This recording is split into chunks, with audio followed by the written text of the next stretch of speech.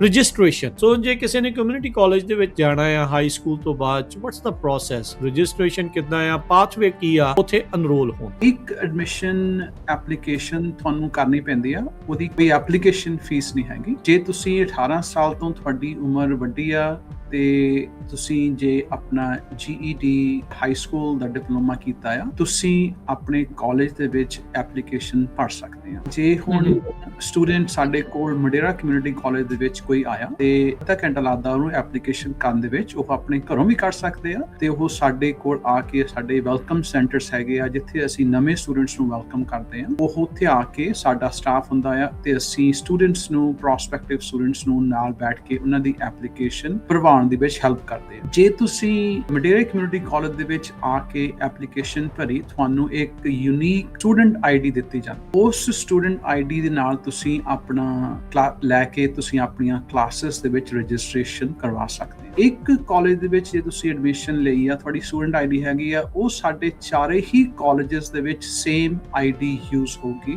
ਜੇ ਤੁਸੀਂ ਮਡੇਰਾ community college ਵਿੱਚ ਆਪਣੀ ਐਪਲੀਕੇਸ਼ਨ ਕੀਤੀ ਆ, ਪਰ ਜੇ ਤੁਸੀਂ ਕਹੋਗੇ ਮੇਰੀ ਕਲਾਸ ਮੈਨੂੰ ਡੇਰੇ ਨਹੀਂ ਮਿਲਦੀ, ਮੈਂ ਜਾ ਕੇ ਫ੍ਰੈਸਨੋ ਸਿਟੀ ਲੈਣੀ ਆ ਜਾਂ ਮੈਂ ਰੀਡ ਲੈਣੀ ਆ ਜਾਂ ਮੈਂ ਕਲੋਵਸ ਲੈਣੀ ਆ, ਤੁਹਾਨੂੰ ਮੁੜ ਕੇ ਐਪਲੀਕੇਸ਼ਨ ਕਰਾਉਣ ਦੀ ਕੋਈ ਜ਼ਰੂਰਤ ਨਹੀਂ। ਪਰ ਜਿਹੜੀ ਸੇਮ ਸਟੂਡੈਂਟ ਆਈਡੀ ਆ ਉਹੀ ਕੰਮ ਕਰਦਾ। ਜਿਹੜੇ ਆਪਣੇ ਕਈ ਮੇਰੇ ਭਰਾ ਹੈਗੇ ਆ, ਭੈਣਾਂ ਹੈਗੀਆਂ ਆ, ਉਹ ਕਹਿੰਦੇ ਵੀ ਅਸੀਂ ਇੰਡੀਆ ਤੋਂ ਹਾਲੇ ਇਕੱਲੇ ਆਏ ਆ। ਇਕੱਲੇ ਮਤਲਬ ਵੀ ਰੀਸੈਂਟਲੀ ਮਹੀਨੇ ਦੇ ਵਿੱਚ ਆਏ, ਤੁਸੀਂ ਸਾਡੇ ਕੋਲ ਆਓ, ਤੁਹਾਡੀ ਅਸੀਂ ਐਪਲੀਕੇਸ਼ਨ ਕਰਵਾਵਾਂਗੇ। ਪਰ ਇੱਕ ਜਿਹੜੀ ਰਿਕੁਆਇਰਮੈਂਟ ਮੈਂ ਜ਼ਰੂਰ ਸਾਰਿਆਂ ਨੂੰ ਕਹਿਣਾ ਹੁੰਦਾ ਹੈ ਕਿ ਜਿਹੜੀ ਟਿਊਸ਼ਨ ਫੀ ਆ, ਜੇ ਤਾਂ ਤੁਸੀਂ ਰੈਜ਼ੀਡੈਂਟ ਹੈਗੇ ਆ ਕੈਲੀਫੋਰਨੀਆ ਦੇ, ਕਿ ਜਿਹੜੀ ਤੁਹਾਡੀ ਟਿਊਸ਼ਨ ਫੀ ਆ ਉਹ ਤੁਹਾਨੂੰ ਰੈਜ਼ੀਡੈਂਟ ਟਿਊਸ਼ਨ ਫੀ ਲੱਗੂਗੀ। ਜੇ ਤੁਸੀਂ ਨਹੀਂ ਹੈਗੇ ਰੈਜ਼ੀਡੈਂਟ, ਤੁਸੀਂ ਕਲਾਸਿਸ ਦਾਖਲਾ ਲੈ ਵੀ ਸਕਦੇ ਆ, ਪਰ ਤੁਹਾਡੀ ਜਿਹੜੀ ਫੀਸ ਆ ਉਹ ਨਾਨ ਰੈਜ਼ੀਡੈਂਟ ਟਿਊਸ਼ਨ ਫੀ ਲੱਗਣੀ ਆ, ਉਹ ਕਾਫੀ ਜ਼ਿਆਦਾ ਹੁੰਦੀ ਹੈ। ਬਸ ਇਹੀ ਫਰਕ ਆ, ਪਰ ਤੁਸੀਂ ਪੜ੍ਹਾਈ ਸ਼ੁਰੂ ਕਰ ਸਕਦੇ। ਅੱਛਾ, ਇਹ ਐਪਲੀਕੇਸ਼ਨ ਆਨਲਾਈਨ ਭਰਨੀ ਆ, ਇਨ ਪਰਸਨ ਭਰਨੀ ਆ, ਕਿਵੇਂ ਜਿਹੜਾ ਇਹ ਪ੍ਰੋਸੈਸ ਹੁੰਦਾ ਇਹ ਵੀ ਥੋੜਾ ਦੱਸੋ। ਜੇ ਆਨਲਾਈਨ ਆ ਤਾਂ ਕੀ ਵੈਬਸਾਈਟ ਆ? ਅਪਲਾਈ ਨਾਓ, ਤੁਸੀਂ ਵੈਬਸਾਈਟ ਤੇ ਜਾਓਗੇ, ਉਹਦੇ ਬਾਅਦ ਤੁਹਾਨੂੰ ਪੁੱਛੂਗੇ ਵੀ ਤੁਸੀਂ ਕਿਸ ਤਰੀਕੇ ਦੇ ਸਟੂਡੈਂਟ ਆ। ਫॉर ਐਗਜ਼ਾਮਪਲ ਤੁਸੀਂ ਰਿਟਰਨਿੰਗ ਸਟੂਡੈਂਟ ਹੈਗੇ ਆ, ਨਿਊ ਔਰ ਰਿਟਰਨਿੰਗ ਸਟੂਡੈਂਟ ਕਾਲਜ ਦੇ ਵਿੱਚ, ਜਾਂ ਤੁਸੀਂ ਹਾਈ ਸਕੂਲ ਸੀਨੀਅਰ ਹੈਗੇ ਆ, ਜਾਂ ਤੁਸੀਂ ਕਲਾਸਿਸ ਜਿਹੜੀਆਂ ਡਿਸੇਬਿਲਿਟੀ ਸਟੂਡੈਂਟ ਹੈਗੇ ਆ, ਵੈਟਰਨਸ, ਆਲ ਜਿਹੜੀਆਂ ਸਾਰੀਆਂ ਇਨਫੋਰਮੇਸ਼ਨ ਹੈਗੀਆਂ ਉਸ ਤੁਸੀਂ ਕਲਿੱਕ ਕਰਕੇ, ਲੈਟਸ ਫॉर ਐਗਜ਼ਾਮਪਲ ਜੇ ਤੁਸੀਂ ਕੋਈ ਹਾਈ ਸਕੂਲ ਦਾ ਜਿਹੜਾ ਬੱਚਾ ਆ ਉਹ ਕਲਾਸ ਲੈਣਾ ਚਾਹੁੰਦਾ ਆ, ਹੈ ਨਾ, ਤੇ ਉਹ ਅਸੀਂ ਗ੍ਰੈਜੂਏਟਿੰਗ ਸੀਨੀਅਰ ਸਟੈਪਸ ਟੂ ਅਪਲਾਈ, ਤੁਸੀਂ ਉਸ ਐਪਲੀਕੇਸ਼ਨ ਤੇ ਕਲਿੱਕ ਕਰਕੇ ਫਿਰ ਤੁਹਾਨੂੰ ਦੱਸੂਗੇ ਵੀ ਤੁਸੀਂ ਆਪਣਾ ਲੋਕਲ ਸਟੂਡੈਂਟ ਹੈਗੇ ਆ ਜਾਂ ਤੁਸੀਂ ਨਹੀਂ ਲੋਕਲ। ਸੋ ਜੇ ਤੁਸੀਂ ਹੁਣ ਲੋਕਲ ਹਾਈ ਸਕੂਲ ਦੇ ਸਟੂਡੈਂਟ ਹੈਗੇ ਆ, ਤੁਸੀਂ ਉੱਤੇ ਕਲਿੱਕ ਕਰਕੇ ਤੇ ਉਸ ਤੋਂ ਬਾਅਦ ਜਿਹੜੀ ਤੁਹਾਡੀ ਇਹ ਸਟੈਪ ਬਾਈ ਲਿਖਿਆ ਹੋਣਾ ਵੀ ਤੁਸੀਂ ਹਾਂਜੀ, ਤੇ ਅਪਲਾਈ ਆਨਲਾਈਨ ਤੁਸੀਂ ਕਲਿੱਕ ਕਰੋ ਤੇ ਇਹ ਤੁਹਾਡੀ ਜਿਹੜੀ ਐਪਲੀਕੇਸ਼ਨ ਦਾ ਪੋਰਟਲ ਉਹ ਸ਼ੁਰੂ ਹੋ ਜਾਊਗਾ। ਕੀ ਸਰਟਨ ਗੈਪ ਹੁੰਦਾ ਵੀ ਹਾਈ ਸਕੂਲ ਤੋਂ ਬਾਅਦ ਜੇ ਸਾਲ 2 ਸਾਲ ਗੈਪ ਪੈ ਗਿਆ ਤਾਂ ਉਸ ਤੋਂ ਬਾਅਦ ਚ ਨਹੀਂ ਜਾ ਸਕਦੇ, ਜਾਂ ਕਿੰਨਾ ਕੁ ਗੈਪ ਜਿਹੜਾ ਉਹ ਅਲਾਉਡ ਹੁੰਦਾ ਹੈ, ਜਾਂ ਜਦੋਂ ਮਰਜ਼ੀ ਤੁਸੀਂ ਜਾ ਸਕਦੇ ਆ? ਐਂਡ ਇਸ ਤੋਂ ਇਲਾਵਾ ਹੋਰ ਕਿਹੜੀਆਂ ਰਿਕੁਆਇਰਮੈਂਟਸ ਤੁਹਾਡੀਆਂ ਹੈਗੀਆਂ ਆ ਐਡਮਿਸ਼ਨ ਦੇ ਲਈ, ਐਨਰੋਲ ਕਰਨ ਦੇ ਲਈ? Punjabi radio USA, Punjabi TV USA ਦੇ ਉੱਤੇ ਆਪ ਸਭ ਦਾ ਸਵਾਗਤ ਹੈ। ਮੈਂ ਰਾਜਕਨਵੀਰ ਸਿੰਘ ਅੱਜ ਦੇ ਪ੍ਰੋਗਰਾਮ ਗੇਟਵੇ ਟੂ ਕਾਲਜ ਉੱਚੀ ਉਡਾਨ ਦੇ ਵਿੱਚ ਤੁਹਾਨੂੰ ਜੀ ਆਇਆਂ ਨੂੰ ਆਖਦੇ ਹਾਂ, ਸਵਾਗਤ ਕਰਦੇ ਹਾਂ। ਜੁੜ ਚੁੱਕੇ ਨੇ ਮੇਰੇ ਨਾਲ ਮਡੇਰਾ ਕਮਿਊਨਿਟੀ ਕਾਲਜ ਦੇ ਵਾਈਸ ਪ੍ਰੈਜ਼ੀਡੈਂਟ ਗੁਰਵਿੰਦਰ ਸਿੰਘ ਸੰਘਾ ਜੀ। ਗੁਰਵਿੰਦਰ ਸੰਘਾ ਜੀ, ਜੀ ਆਇਆਂ ਨੂੰ ਸਵਾਗਤ ਹੈ। ਸਤਿ ਸ਼੍ਰੀ ਅਕਾਲ ਜੀ। ਸਤਿ ਸ਼੍ਰੀ ਅਕਾਲ ਰਾਜਕਰਨ, ਐਂਡ ਸਤਿ ਸ਼੍ਰੀ ਅਕਾਲ ਆਪਣੇ ਸਾਰੇ ਸਰੋਤਿਆਂ ਨੂੰ। ਤੇ ਅੱਜ ਆਪਾਂ ਗੱਲ ਕਰਾਂਗੇ ਕਮਿਊਨਿਟੀ ਕਾਲਜਸ ਬਾਰੇ, ਤੇ ਤੁਹਾਡੇ ਕੋਈ ਵੀ ਕੁਐਸਚਨ ਹੈਗੇ ਆ ਤੁਸੀਂ ਸਾਡੇ ਨਾਲ ਸ਼ੇਅਰ ਜ਼ਰੂਰ ਕਰੋ ਜੀ। ਸਾਡਾ ਇਹ ਕਾਲਜ ਦੇ ਬਾਰੇ ਪ੍ਰੋਗਰਾਮ ਸ਼ੁਰੂ ਕਰਨ ਦਾ ਮਕਸਦ ਇਹ ਆ ਵੀ ਬਹੁਤ ਸਾਰੀ ਜਿਹੜੀ ਆਪਣੀ ਕਮਿਊਨਿਟੀ ਆ ਉਹ ਆਉਂਦੀ ਆ, ਉਹਨਾਂ ਦੇ ਇੱਥੇ ਨੌਜਵਾਨ ਬੱਚੇ ਆ, ਬੱਚੇ ਉਹਨਾਂ ਦੇ ਇੱਥੇ ਜਨਮੇ ਆ, ਵੱਡੇ ਹੁੰਦੇ ਆ, ਪੜ੍ਹਦੇ ਆ। ਕੈਲੀਫੋਰਨੀਆ ਦੇ ਵਿੱਚ ਹਾਇਰ ਐਜੂਕੇਸ਼ਨ ਦੀਆਂ ਕਿਹੜੀਆਂ ਪੌੜੀਆਂ ਨੇ, ਕਿਹੜੇ ਪਾਥਵੇ ਨੇ ਵੀ ਤੁਸੀਂ ਡਿਗਰੀਜ਼, ਡਿਪਲੋਮਾਜ਼, ਮਾਸਟਰਸ ਅੱਗੇ ਤੱਕ ਜਿਹੜਾ ਉਹ ਕਿੱਦਾਂ ਵੱਧ ਸਕਦੇ ਆ, ਅਕੈਡਮਿਕਸ ਦੇ ਵਿੱਚ ਅੱਗੇ ਕਿੱਦਾਂ ਆਪਾਂ ਵਧਣਾ ਆ, ਵੱਖ-ਵੱਖ ਚੀਜ਼ਾਂ ਦੇ ਹੋਰ ਰਸਤੇ ਜਿਹੜੇ ਇਸ ਦੇ ਵਿੱਚ ਖੁੱਲ੍ਹਦੇ ਆ। ਸੋ ਇਹ ਸਾਡਾ ਜਿਹੜਾ ਪ੍ਰੋਗਰਾਮ ਸ਼ੁਰੂ ਕਰਨ ਦਾ ਮਕਸਦ ਗੇਟਵੇ ਟੂ ਕਾਲਜ ਉੱਚੀ ਉਡਾਨ ਦਾ ਇਹੀ ਇੱਕ ਮੇਨ ਮਕਸਦ ਆ ਵੀ ਆਪਾਂ ਆਪਣੀ ਕਮਿਊਨਿਟੀ ਨੂੰ ਹੋਰ ਵੱਧ ਤੋਂ ਵੱਧ ਐਜੂਕੇਸ਼ਨ ਵਾਲੇ ਪਾਸੇ ਨਾਲ ਲੈ ਕੇ ਜਾਈਏ ਤੇ ਉਹਦੇ ਵਿੱਚ ਜਿਹੜੇ ਉਹ ਰਸਤੇ ਦੱਸ ਸਕੀਏ। ਗੁਰਮਿੰਦਰ ਸਿੰਘ ਸੰਘਾ ਜੀ ਨੇ ਪਿਛਲੀ ਵਾਰ ਆਪਣੇ ਨਾਲ ਜਿਹੜੇ ਟੌਪਿਕਸ ਆ ਡਿਸਕਸ ਕੀਤੇ ਸੀਗੇ ਕੈਲੀਫੋਰਨੀਆ ਦੇ ਹਾਇਰ ਐਜੂਕੇਸ਼ਨ ਸਿਸਟਮ ਦੇ ਬਾਰੇ। ਕਮਿਊਨਿਟੀ ਕਾਲਜਿਸ ਹੁੰਦੇ ਆ, ਯੂਸੀਜ਼ ਆ, CSUs ਆ, ਇਹ ਵੱਖ-ਵੱਖ ਸਿਸਟਮਸ ਆਲਰੇਡੀ ਬਣੇ ਹੋਏ ਆ। ਹਰ ਇੱਕ ਜਣਾ ਆਪੋ ਆਪਣੀ ਜ਼ਰੂਰਤ ਦੇ ਹਿਸਾਬ ਦੇ ਨਾਲ, ਹਰ ਇੱਕ ਜਣਾ ਆਪਣੀ ਫਾਈਨੈਂਸ਼ੀਅਲਸ ਦੇ ਹਿਸਾਬ ਦੇ ਨਾਲ ਉਹ ਚੀਜ਼ ਨੂੰ ਜਿਹੜਾ ਉਹ ਡਿਫਾਈਨ ਕਰਦਾ ਆ, ਉਹ ਦੇਖਦਾ ਆ ਅਤੇ ਇਹਨਾਂ ਰਸਤਿਆਂ ਦੇ ਵਿੱਚ ਅੱਗੇ ਵੱਧ ਕੇ ਕਾਮਯਾਬੀਆਂ ਨੂੰ ਹਾਸਲ ਕਰਦਾ ਆ। ਸੋ ਗੁਰਮਿੰਦਰ ਸੰਘਾ ਹੁਣੇ ਖੁਦ ਉਸ ਸਿਸਟਮਸ ਦੇ ਵਿੱਚੋਂ ਨਿਕਲੇ ਹੋਏ ਇੱਕ ਵਿਦਿਆਰਥੀ ਨੇ, ਇੱਕ ਉਹ ਪਰਸਨੈਲਿਟੀ ਆ ਜਿਨ੍ਹਾਂ ਨੇ ਕੈਲੀਫੋਰਨੀਆ ਦੀ ਹਾਇਰ ਐਜੂਕੇਸ਼ਨ ਸਿਸਟਮਸ ਨੂੰ ਯੂਜ਼ ਕਰਦੇ ਹੋਏ ਇੱਕ ਵੱਡੇ ਮੁਕਾਮ ਤੱਕ ਪਹੁੰਚੇ ਨੇ ਅਤੇ ਹੁਣ ਬੇਸਿਕਲੀ ਕਮਿਊਨਿਟੀ ਨੂੰ ਇੱਕ ਕਹਿ ਸਕਦੇ ਹਾਂ ਵੀ ਵਾਪਸ ਦੇਣ ਦੀ ਇੱਕ ਚੀਜ਼ ਦੀ ਤਿਆਰੀ ਆ ਵੀ ਹਾਂ ਭਾਈ ਤੁਸੀਂ ਵੀ ਇੱਦਾਂ ਕਰਕੇ ਇਹਨਾਂ ਥਾਵਾਂ ਦੇ ਉੱਤੇ ਪਹੁੰਚ ਸਕਦੇ ਹਾਂ। ਗੁਰਮਿੰਦਰ ਸੰਘਾ ਜੀ, ਜਿਹੜੀ ਅੱਜ ਦੀ ਪ੍ਰੋਗਰਾਮ ਦੇ ਵਿੱਚ ਆਪਾਂ ਗੱਲ ਕਰਦੇ ਹਾਂ, ਸੋ ਆਪਾਂ ਕਮਿਊਨਿਟੀ ਕਾਲਜਿਸ, CSU ਅਤੇ UCs ਦੇ ਬਾਰੇ ਡਿਸਕਸ ਕੀਤਾ ਸੀ। ਅੱਜ ਆਪਾਂ ਕਮਿਊਨਿਟੀ ਕਾਲਜਿਸ ਦੇ ਉੱਤੇ ਜਿਹੜਾ ਫੋਕਸ ਕਰਦੇ ਹਾਂ, ਜਿਸ ਦੇ ਵਿੱਚ ਤੁਸੀਂ ਵੀ ਇੱਕ ਮਡੇਰਾ ਕਮਿਊਨਿਟੀ ਕਾਲਜ ਨੂੰ ਮੇਨਟੇਨ ਕਰਦੇ ਆ, ਉੱਥੇ ਤੁਸੀਂ ਐਡਮਿਨਿਸਟ੍ਰੇਸ਼ਨ ਦੇ ਵਿੱਚ ਆ, ਪੜ੍ਹਾਉਂਦੇ ਆ, ਲੰਮੇ ਸਮੇਂ ਤੋਂ ਉੱਥੇ ਨਾਲ ਜੁੜੇ ਹੋਏ ਆ। ਰਜਿਸਟ੍ਰੇਸ਼ਨ, ਸੋ ਇਹ ਸਟੈਪ ਕੀ ਹੁੰਦੇ ਆ? ਹੁਣ ਆਪਾਂ ਡਿਫਾਈਨ ਕਰ ਲਿਆ ਵੀ ਅੱਛਾ ਜੀ ਆਹ ਵੱਖਰੇ ਵੱਖਰੇ ਰਸਤੇ ਆ। ਸੋ ਜੇ ਕਿਸੇ ਨੇ ਕਮਿਊਨਿਟੀ ਕਾਲਜ ਦੇ ਵਿੱਚ ਜਾਣਾ ਆ ਹਾਈ ਸਕੂਲ ਤੋਂ ਬਾਅਦ 'ਚ, ਵਾਟਸ ਦਾ ਪ੍ਰੋਸੈਸ? ਰਜਿਸਟ੍ਰੇਸ਼ਨ ਕਿੱਦਾਂ ਆ, ਪਾਥਵੇ ਕੀ ਆ ਉੱਥੇ ਅਨਰੋਲ ਹੋਣ ਦਾ? ਜੀ, ਥੈਂਕ ਯੂ ਰਾਜ। ਤੇ ਜਿੱਦਾਂ ਆਪਾਂ ਪਿਛਲੀ ਵਾਰੀ ਗੱਲ ਕੀਤੀ ਸੀ ਸਰੋਤਿਆਂ ਦੇ ਨਾਲ ਕਿ UC ਸਿਸਟਮ, CSU ਸਿਸਟਮ ਤੇ ਕੈਲੀਫੋਰਨੀਆ ਕਮਿਊਨਿਟੀ ਕਾਲਜਿਸ ਸਿਸਟਮ ਦਾ ਸਟਰਕਚਰ ਕੀ ਆ, ਤੇ ਅੱਜ ਆਪਾਂ ਫੋਕਸ ਕਰਾਂਗੇ ਦੱਸਿਆ ਸੀ ਕਮਿਊਨਿਟੀ ਕਾਲਜਿਸ ਬਾਰੇ। ਤੇ ਮੈਂ ਸ਼ੇਅਰ ਕੀਤਾ ਸੀ ਸਾਡੇ ਕਮਿਊਨਿਟੀ ਕਾਲਜ ਸਿਸਟਮ ਜਿਹੜਾ ਸਾਰਿਆਂ ਨਾਲੋਂ ਵੱਡਾ ਸਿਸਟਮ ਹੈਗਾ ਕੈਲੀਫੋਰਨੀਆ ਦੇ ਵਿੱਚ, ਅਮਰੀਕਾ ਦੇ ਵਿੱਚ। ਸਾਡੇ ਕੋਲ 116 ਕਮਿਊਨਿਟੀ ਕਾਲਜਿਸ ਹੈਗੇ ਆ, ਤੇ ਉਹ ਜਿਹੜੇ ਸਾਰੇ ਕਾਲਜਿਸ ਉਹ ਇੱਕ ਆਪਣੇ ਸੈਂਟਰਲ ਜਿਹੜਾ California community colleges chancellor office ਦਾ ਉਹਦਾ ਜਿਹੜਾ ਮੇਨ ਬੋਰਡ ਹੈਗਾ ਉਹ ਸੈਕਰਾਮੈਂਟੋ ਦੇ ਵਿੱਚ ਹੈਗਾ ਆ, ਪਰ ਉਹਦੇ ਵਿੱਚ ਸਾਡੇ ਕੋਲ 72 ਡਿਸਟ੍ਰਿਕਟਸ ਹੈਗੀਆਂ ਆ, ਤੇ ਇੱਕ ਡਿਸਟ੍ਰਿਕਟ ਸਾਡੀ ਹੈਗੀ ਆ state center community college district, ਜਿਹਦੇ ਵਿੱਚ ਆਪਣਾ Madera community college, Clovis community college, Fresno city college ਤੇ ਆਪਣਾ ਰੀਡਲੀ ਕਾਲਜ, 4 ਕਾਲਜਿਸ ਆਪਣੇ ਉਹ ਇੱਕ ਡਿਸਟ੍ਰਿਕਟ ਦੇ ਵਿੱਚ ਆਉਂਦੇ ਆ। ਮੈਂ ਸ਼ੁਰੂਆਤ ਇੱਥੋਂ ਤਾਂ ਕੀਤੀ ਸੀ ਕਿ ਜਿੱਦਾਂ ਹੁਣ ਕਈ ਵਾਰੀ ਸਾਡੇ ਕੁਐਸਚਨ ਹੁੰਦੇ ਆ ਕਿ ਕੀ ਮੈਂ ਕਲਾਸਿਸ ਕਿਹੜੇ ਕਾਲਜ ਦੇ ਵਿੱਚ ਲੈ ਸਕਦਾ ਹਾਂ, ਤੇ ਆਪਾਂ ਹੁਣ ਗੱਲ ਕਰੀਏ ਐਡਮਿਸ਼ਨ ਦੀ। ਸੋ ਤੁਸੀਂ ਇੱਕ ਐਡਮਿਸ਼ਨ ਐਪਲੀਕੇਸ਼ਨ ਤੁਹਾਨੂੰ ਕਰਨੀ ਪੈਂਦੀ ਆ, ਉਹਦੀ ਕੋਈ ਫੀਸ ਨਹੀਂ ਹੈਗੀ ਐਡਮਿਸ਼ਨ ਦੀ, ਓਕੇ, ਕੋਈ ਐਪਲੀਕੇਸ਼ਨ ਫੀਸ ਨਹੀਂ ਹੈਗੀ। ਜੇ ਤੁਸੀਂ 18 ਸਾਲ ਤੋਂ ਤੁਹਾਡੀ ਉਮਰ ਵੱਡੀ ਆ ਤੇ ਤੁਸੀਂ ਜੇ ਆਪਣਾ GED ਜਾਂ ਹਾਈ ਸਕੂਲ ਦਾ ਡਿਪਲੋਮਾ ਕੀਤਾ ਆ, ਤੁਸੀਂ ਆਪਣੇ ਕਾਲਜ ਦੇ ਵਿੱਚ ਐਪਲੀਕੇਸ਼ਨ ਭਰ ਸਕਦੇ ਆ। ਸੋ ਮੈਂ ਤੁਹਾਨੂੰ ਐਗਜ਼ਾਮਪਲ ਦਿੰਦਾ, ਜੇ ਹੁਣ ਸਟੂਡੈਂਟ ਸਾਡੇ ਕੋਲ ਮਡੇਰਾ ਕਮਿਊਨਿਟੀ ਕਾਲਜ ਦੇ ਵਿੱਚ ਕੋਈ ਆਇਆ ਤੇ ਅਸੀਂ 1 ਘੰਟਾ ਅੱਧਾ ਘੰਟਾ ਲੱਗਦਾ ਉਹਨੂੰ ਐਪਲੀਕੇਸ਼ਨ ਕਰਨ ਦੇ ਵਿੱਚ, ਉਹ ਆਪਣੇ ਘਰੋਂ ਵੀ ਕਰ ਸਕਦੇ ਆ ਤੇ ਉਹ ਸਾਡੇ ਕੋਲ ਆ ਕੇ ਸਾਡੇ ਵੈਲਕਮ ਸੈਂਟਰਸ ਹੈਗੇ ਆ ਜਿੱਥੇ ਅਸੀਂ ਨਵੇਂ ਸਟੂਡੈਂਟਸ ਨੂੰ ਵੈਲਕਮ ਕਰਦੇ ਆ, ਉਹ ਉੱਥੇ ਆ ਕੇ ਸਾਡਾ ਸਟਾਫ ਹੁੰਦਾ ਆ ਤੇ ਅਸੀਂ ਸਟੂਡੈਂਟਸ ਨੂੰ, ਪ੍ਰੋਸਪੈਕਟਿਵ ਸਟੂਡੈਂਟਸ ਨੂੰ ਨਾਲ ਬੈਠ ਕੇ ਉਹਨਾਂ ਦੀ ਐਪਲੀਕੇਸ਼ਨ ਭਰਵਾਉਣ ਦੇ ਵਿੱਚ ਹੈਲਪ ਕਰਦੇ ਆ। ਜੇ ਤੁਸੀਂ ਮਡੇਰਾ ਕਮਿਊਨਿਟੀ ਕਾਲਜ ਦੇ ਵਿੱਚ ਆ ਕੇ ਐਪਲੀਕੇਸ਼ਨ ਭਰੀ, ਤੁਹਾਨੂੰ ਇੱਕ ਯੂਨੀਕ ਸਟੂਡੈਂਟ ID ਦਿੱਤੀ ਜਾਂਦੀ ਹੈ। ਉਸ ਸਟੂਡੈਂਟ ID ਦੇ ਨਾਲ ਤੁਸੀਂ ਆਪਣਾ ਲੈ ਕੇ ਤੁਸੀਂ ਆਪਣੀਆਂ ਕਲਾਸਿਸ ਦੇ ਵਿੱਚ ਰਜਿਸਟ੍ਰੇਸ਼ਨ ਕਰਵਾ ਸਕਦੇ ਹੋ। ਪਰ ਮੈਂ ਇਹ ਗੱਲ ਕਹਿਣੀ ਜ਼ਰੂਰੀ ਸਮਝਾਂਗਾ ਕਿ ਤੁਸੀਂ ਇੱਕ ਕਾਲਜ ਦੇ ਵਿੱਚ ਜੇ ਤੁਸੀਂ ਐਡਮਿਸ਼ਨ ਲਈ ਆ, ਤੁਹਾਡੀ ਸਟੂਡੈਂਟ ID ਹੈਗੀ ਆ, ਉਹ ਸਾਡੇ ਚਾਰੇ ਹੀ ਕਾਲਜਿਸ ਦੇ ਵਿੱਚ ਸੇਮ ID ਯੂਜ਼ ਹੋਊਗੀ। ਤੁਹਾਨੂੰ ਕਿਸੇ ਜੇ ਤੁਸੀਂ ਮਡੇਰਾ ਕਮਿਊਨਿਟੀ ਕਾਲਜ ਵਿੱਚ ਆਪਣੀ ਐਪਲੀਕੇਸ਼ਨ ਕੀਤੀ ਆ, ਪਰ ਜੇ ਤੁਸੀਂ ਕਹੋ ਕਿ ਮੇਰੀ ਕਲਾਸ ਮੈਨੂੰ ਮਡੇਰੇ ਨਹੀਂ ਮਿਲਦੀ, ਮੈਂ ਜਾ ਕੇ ਫ੍ਰੈਸਨੋ ਸਿਟੀ ਲੈਣੀ ਆ ਜਾਂ ਮੈਂ ਰੀਡਲੀ ਲੈਣੀ ਆ ਜਾਂ ਮੈਂ ਕਲੋਵਿਸ ਲੈਣੀ ਆ, ਤੁਹਾਨੂੰ ਮੁੜ ਕੇ ਐਪਲੀਕੇਸ਼ਨ ਕਰਾਉਣ ਦੀ ਕੋਈ ਜ਼ਰੂਰਤ ਨਹੀਂ। ਤੁਹਾਡੀ ਜਿਹੜੀ ਸੇਮ ਸਟੂਡੈਂਟ ID ਆ ਉਹੀ ਕੰਮ ਕਰਦੀ, ਠੀਕ ਹੈ। ਸੋ ਇਹ ਹੋ ਗਈ ਆਪਣੀ admission the. So it's very simple process, ਠੀਕ ਹੈ। ਤੁਸੀਂ ਆਓ, ਅਸੀਂ ਤੁਹਾਡੀ ਹੈਲਪ ਕਰਾਂਗੇ ਤੇ ਤੁਹਾਨੂੰ ਕਾਲਜ ਦੇ ਵਿੱਚ ਐਡਮਿਸ਼ਨ ਲੈਣ ਦੇ ਵਿੱਚ ਕੋਈ ਤਕਲੀਫ ਨਹੀਂ ਆਊਗੀ। ਤੇ ਇੱਕ ਮੈਂ ਕੁਐਸਚਨ ਰਾਜਕਿਰਨ ਹੋਰ ਕਹਿਣਾ ਚਾਹੁੰਦਾ ਹੈ ਕਿ ਜ਼ਰੂਰ, ਜਿਹੜੇ ਆਪਣੇ ਕਈ ਮੇਰੇ ਭਰਾ ਹੈਗੇ ਆ, ਭੈਣਾਂ ਹੈਗੀਆਂ ਆ, ਉਹ ਕਹਿੰਦੇ ਵੀ ਅਸੀਂ ਇੰਡੀਆ ਤੋਂ ਹਾਲੇ ਇਕੱਲੇ ਆਏ ਆ। ਇਕੱਲੇ ਮਤਲਬ ਵੀ ਰੀਸੈਂਟਲੀ ਮਹੀਨੇ ਦੇ ਵਿੱਚ ਹੂੰ, ਆਏ। ਹੂੰ। ਫॉर ਐਗਜ਼ਾਮਪਲ ਇਟਸ ਪਿਛਲੇ ਸੰਡੇ ਇੱਕ ਸਾਡੇ ਬੱਚਾ ਸੀਗਾ, ਉਹ ਇੰਡੀਆ ਤੋਂ ਉਹਨੂੰ 2 ਹਫ਼ਤੇ ਹੋਏ ਸੀ ਆਏ ਨੂੰ, ਤੇ ਉਹ ਪੁੱਛਦੇ ਸੀ ਓਕੇ। ਕਿ ਆਪਣੇ ਕਾਲਜ ਦੀ ਪ੍ਰੋਸੈਸ ਕੀ ਆ?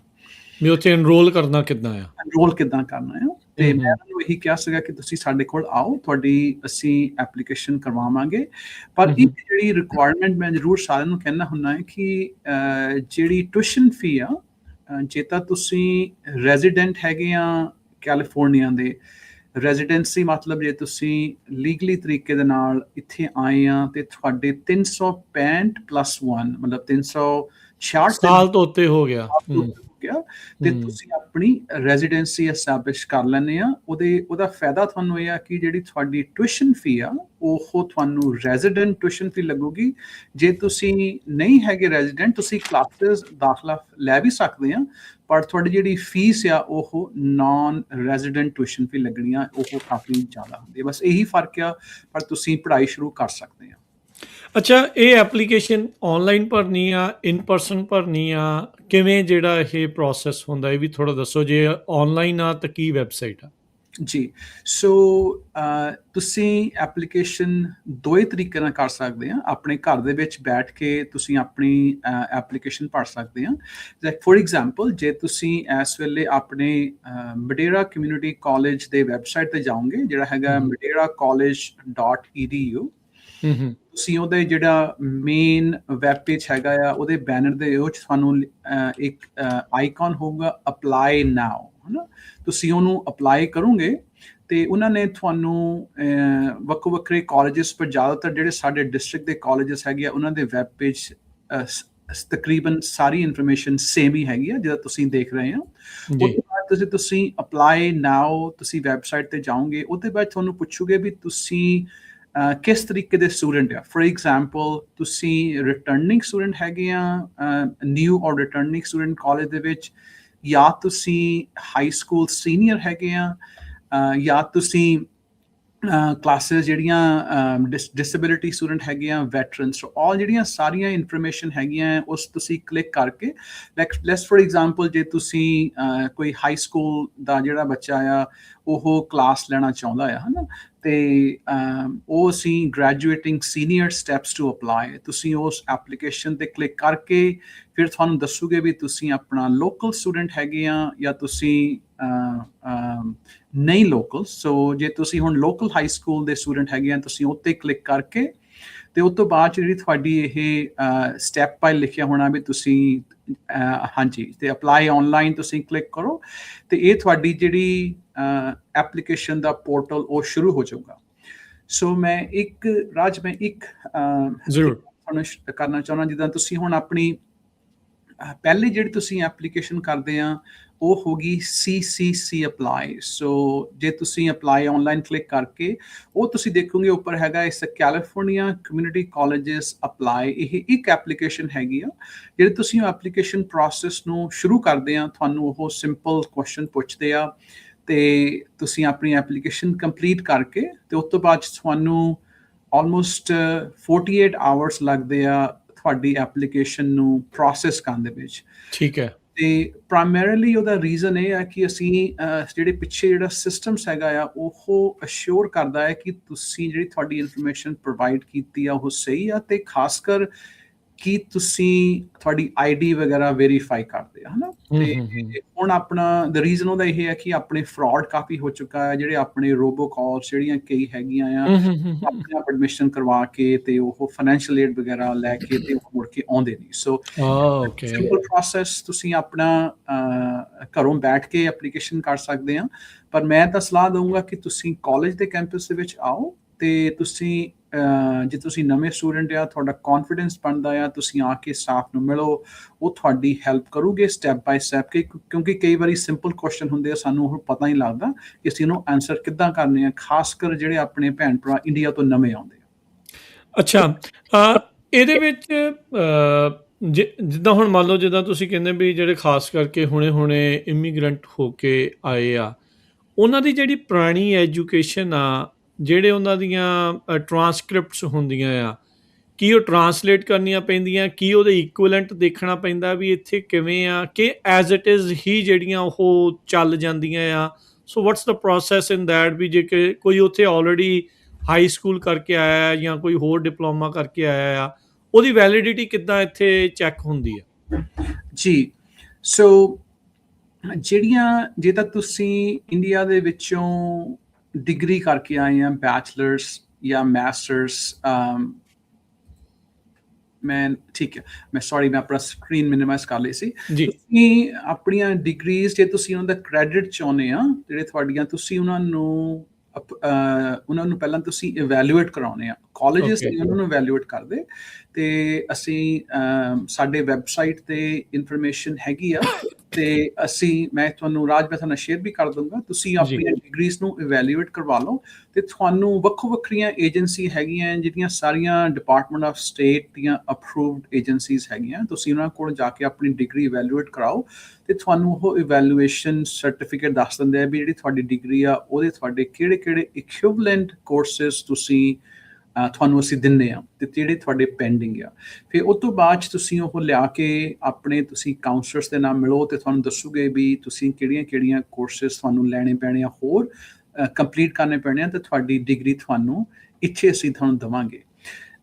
ਪਰ ਰਾਜ, ਜਿਹੜੇ ਆਪਣੇ ਕਮਿਊਨਿਟੀ ਕਾਲਜਿਸ ਦਾ ਹੈਗਾ, ਸਿੰਸ ਉਹ ਆਪਾਂ ਉਹਨਾਂ ਨੂੰ 2 ਸਾਲ ਦੀ ਡਿਗਰੀ ਦਿੰਦੇ ਆ, ਹਨਾ। ਹਾਂਜੀ। ਤੇ ਜਿਹੜੇ ਮੇਰੇ ਭੈਣ ਭਰਾ ਕੋਈ ਮਾਸਟਰਸ ਕਰਕੇ ਆਉਂਦੇ ਆ, ਤੇ ਉਹਨਾਂ ਲਈ ਜ਼ਿਆਦਾਤਰ ਕਮਿਊਨਿਟੀ ਕਾਲਜਿਸ ਉਹਨਾਂ ਨੂੰ ਬੈਨੀਫਿਟ ਨਹੀਂ ਦਊਗੇ, ਕਿਉਂਕਿ ਉਹਨਾਂ ਦੀ ਜਿਹੜੀਆਂ ਡਿਗਰੀਜ਼ ਆ ਆਫਰ ਉਹ CSU ਫ੍ਰਿਜ਼ਨੋ ਜਾਂ ਫ੍ਰਿਜ਼ਨੋ ਸਟੇਟ 4 ਸਾਲ ਦੀ ਡਿਗਰੀ ਤੁਹਾਨੂੰ ਉੱਥੇ ਐਪਲੀਕੇਬਲ ਹੋ ਗਈਆਂ। ਪਰ ਜੇ ਤੁਸੀਂ ਕਰਵਾ ਲਓਗੇ ਤਾਂ ਉਹਦਾ ਤੁਹਾਨੂੰ ਨੁਕਸਾਨ ਕੋਈ ਨਹੀਂ, ਕਿਉਂਕਿ ਜਿੰਨਾ ਤੁਸੀਂ ਛੇਤੀ ਉਹ ਸਟੈਪ ਪਹਿਲਾਂ ਕਰਵਾਓ, ਤੁਹਾਨੂੰ ਫਾਇਦਾ ਆ।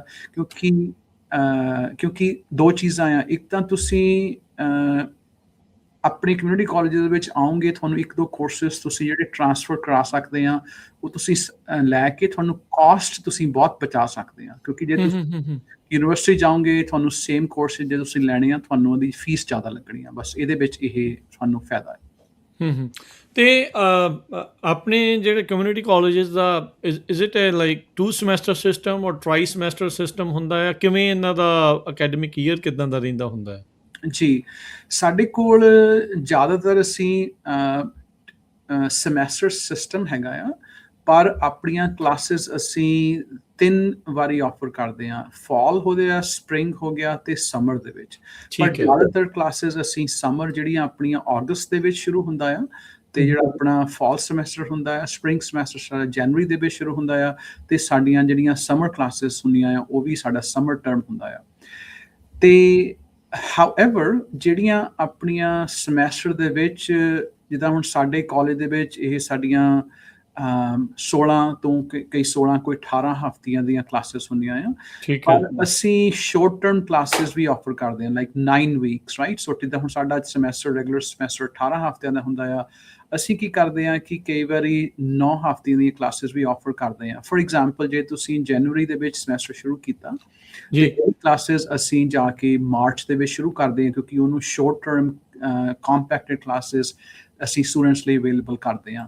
ਸੇਮ ਥਿੰਗ ਵਿਦ ਸਮਰ ਦੇ ਵਿੱਚ ਅਸੀਂ 6 ਹਫ਼ਤੇ ਦੀ ਕਲਾਸਿਸ, 10 ਹਫ਼ਤੇ ਦੀ ਕਲਾਸਿਸ, 12 ਹਫ਼ਤੇ ਦੀ ਕਲਾਸਿਸ ਅਸੀਂ ਆਫਰ ਕਰਦੇ ਹਾਂ, ਵੱਖੋ ਵੱਖਰੀਆਂ ਸ਼ੋਰਟ ਟਰਮ, ਸੋ ਜਿਹੜੀਆਂ ਸਟੂਡੈਂਟਸ ਦੇ ਸਕੈਜੂਲ ਦੇ ਵਿੱਚ ਫਿਟ ਹੋ ਸਕਣ। ਯੂਜਲੀ ਇੱਕ ਅਕੈਡਮਿਕ ਈਅਰ ਦੇ ਵਿੱਚ, ਕਿਉਂਕਿ ਫਾਈਨੈਂਸਿਸ ਇਜ਼ ਕਾਫੀ ਇੰਪੋਰਟੈਂਟ ਇੱਕ ਪਾਰਟ ਜਿਹੜਾ ਉਹ ਆ ਜਾਂਦਾ ਆ, ਖਾਸ ਕਰਕੇ ਜੇ ਤੁਸੀਂ ਨਾਨ ਰੈਜ਼ੀਡੈਂਟ ਹੈਗੇ ਆ ਤੇ ਰੈਜ਼ੀਡੈਂਟ ਆ, ਇੱਕ ਸਮੈਸਟਰ ਕਿੰਨੇ ਕੁ ਦਾ ਕਾਸਟ ਕਰ ਜਾਂਦਾ ਇੱਕ ਸਟੂਡੈਂਟ ਨੂੰ? ਜਿੱਦਾਂ ਮੰਨ ਲਓ, ਜਿੱਦਾਂ ਆਪਾਂ ਅਕਸਰ ਹੁੰਦਾ ਵੀ ਕਿਸੇ ਨੇ 3-4 ਕੋਰਸਿਸ ਲਏ ਆ, ਫੁੱਲ ਟਾਈਮ ਸਟੂਡੈਂਟ ਜਿਹੜਾ ਕੋਈ ਹੈਗਾ। ਯੈਸ, ਸੋ ਜਿਹੜਾ ਆਪਣੇ ਸੋ ਮੈਂ ਪਹਿਲਾਂ ਗੱਲ ਕਰੂੰਗਾ ਕਿ ਤੁਹਾਡੀ ਟਿਊਸ਼ਨ ਫੀ ਕੀ ਆ, ਹਨਾ? ਹਾਂਜੀ, ਸ਼ੋਰ, ਪਲੀਜ਼। ਸੋ ਜਿਹੜੀਆਂ ਤਾਂ ਆਪਣੀਆਂ ਰੈਗੂਲਰ ਰੈਜ਼ੀਡੈਂਟ ਸਟੂਡੈਂਟਸ ਹੈਗੇ ਆ ਜੀ, ਤੇ ਜੇ ਉਹਨਾਂ ਦੀ ਜਿਹੜੀ ਟਿਊਸ਼ਨ ਫੀ ਆ, ਉਹ ਹੈਗੀ ਆ $46 ਪਰ ਯੂਨਿਟ, $46 ਪਰ ਯੂਨਿਟ। ਤੇ ਅਸੀਂ ਜਿਹੜਾ ਸਟੂਡੈਂਟ 12 ਯੂਨਿਟਸ ਲੈਂਦਾ ਆ ਪਰ ਸਮੈਸਟਰ, ਅਸੀਂ ਉਹਨੂੰ ਫੁੱਲ ਟਾਈਮ ਸਟੂਡੈਂਟਸ ਮੰਨਦੇ ਆ। ਉਹਦਾ 12 ਯੂਨਿਟਸ, ਜੇ ਫॉर ਐਗਜ਼ਾਮਪਲ ਜੇ ਤੁਸੀਂ 4 ਕਲਾਸਾਂ ਲਈਆਂ, ਲਾਈਕ 4 ਕਲਾਸਾਂ ਹੋ ਗਈਆਂ 3 ਯੂਨਿਟਸ ਦੀਆਂ, ਤੇ 4 × 3 12 ਤੁਹਾਡੀਆਂ 12 units you are a full time student okay ਤੇ ਤੁਹਾਨੂੰ ਤੁਸੀਂ ਹੁਣ ਆਪਣੇ 12 ਟਾਈਮਸ 46 ਤੁਹਾਡਾ ਤੁਹਾਡੀਆਂ ਤੁਹਾਡੀ ਫੀਸ ਹੋ ਗਈ ਯੂਨਿਟਸ ਦੀ ਫੀਸ ਹੋ ਜਾਣੀ ਦੇ tuition ਹਿਸਾਬ fee। ਨਾਲ ਹੂੰ ਤੁਹਾਡੀ ਉਹ ਫੀਸ ਹੋ ਗਈ ਤੇ ਜਿਹੜੀ ਆਪਣੇ ਨਾਨ ਰੈਜ਼ੀਡੈਂਟ ਸਟੂਡੈਂਟਸ ਹੈਗੇ ਆ ਉਹਨਾਂ ਦੀ ਫੀਸ ਜ਼ਿਆਦਾ ਆ ਤੇ ਉਹ ਤੁਹਾਡੀਆਂ ਐਜ਼ ਅ ਇੰਟਰਨੈਸ਼ਨਲ ਸਟੂਡੈਂਟ ਜਿਹੜੀਆਂ ਤੁਹਾਡੀਆਂ ਕਾਊਂਟ ਹੁੰਦਾ ਆ। ਉਹਦੇ ਤਰੀਕੇ ਨਾਲ ਤੁਹਾਡੀਆਂ ਕਾਊਂਟ ਹੋਣੀਆਂ ਆ ਤੇ ਮੈਂ ਇੱਕ ਗੱਲ ਹੋਰ ਕਹੂੰਗਾ ਕਿ ਜਿਹੜੀ ਟਿਊਸ਼ਨ ਹੈਗੀ ਆ ਮੈਂ ਜਿਹੜੀ ਗੱਲ ਕਰਦਾ ਉਹ ਹੈਗੀਆਂ ਕ੍ਰੈਡਿਟ ਯੂਨਿਟਸ ਜਾਂ ਕ੍ਰੈਡਿਟਸ ਦੀਆਂ ਹੈਗੀਆਂ ਪਰ ਜੇ ਤੁਸੀਂ ਇੰਡੀਆ ਤੋਂ ਆਏ ਆ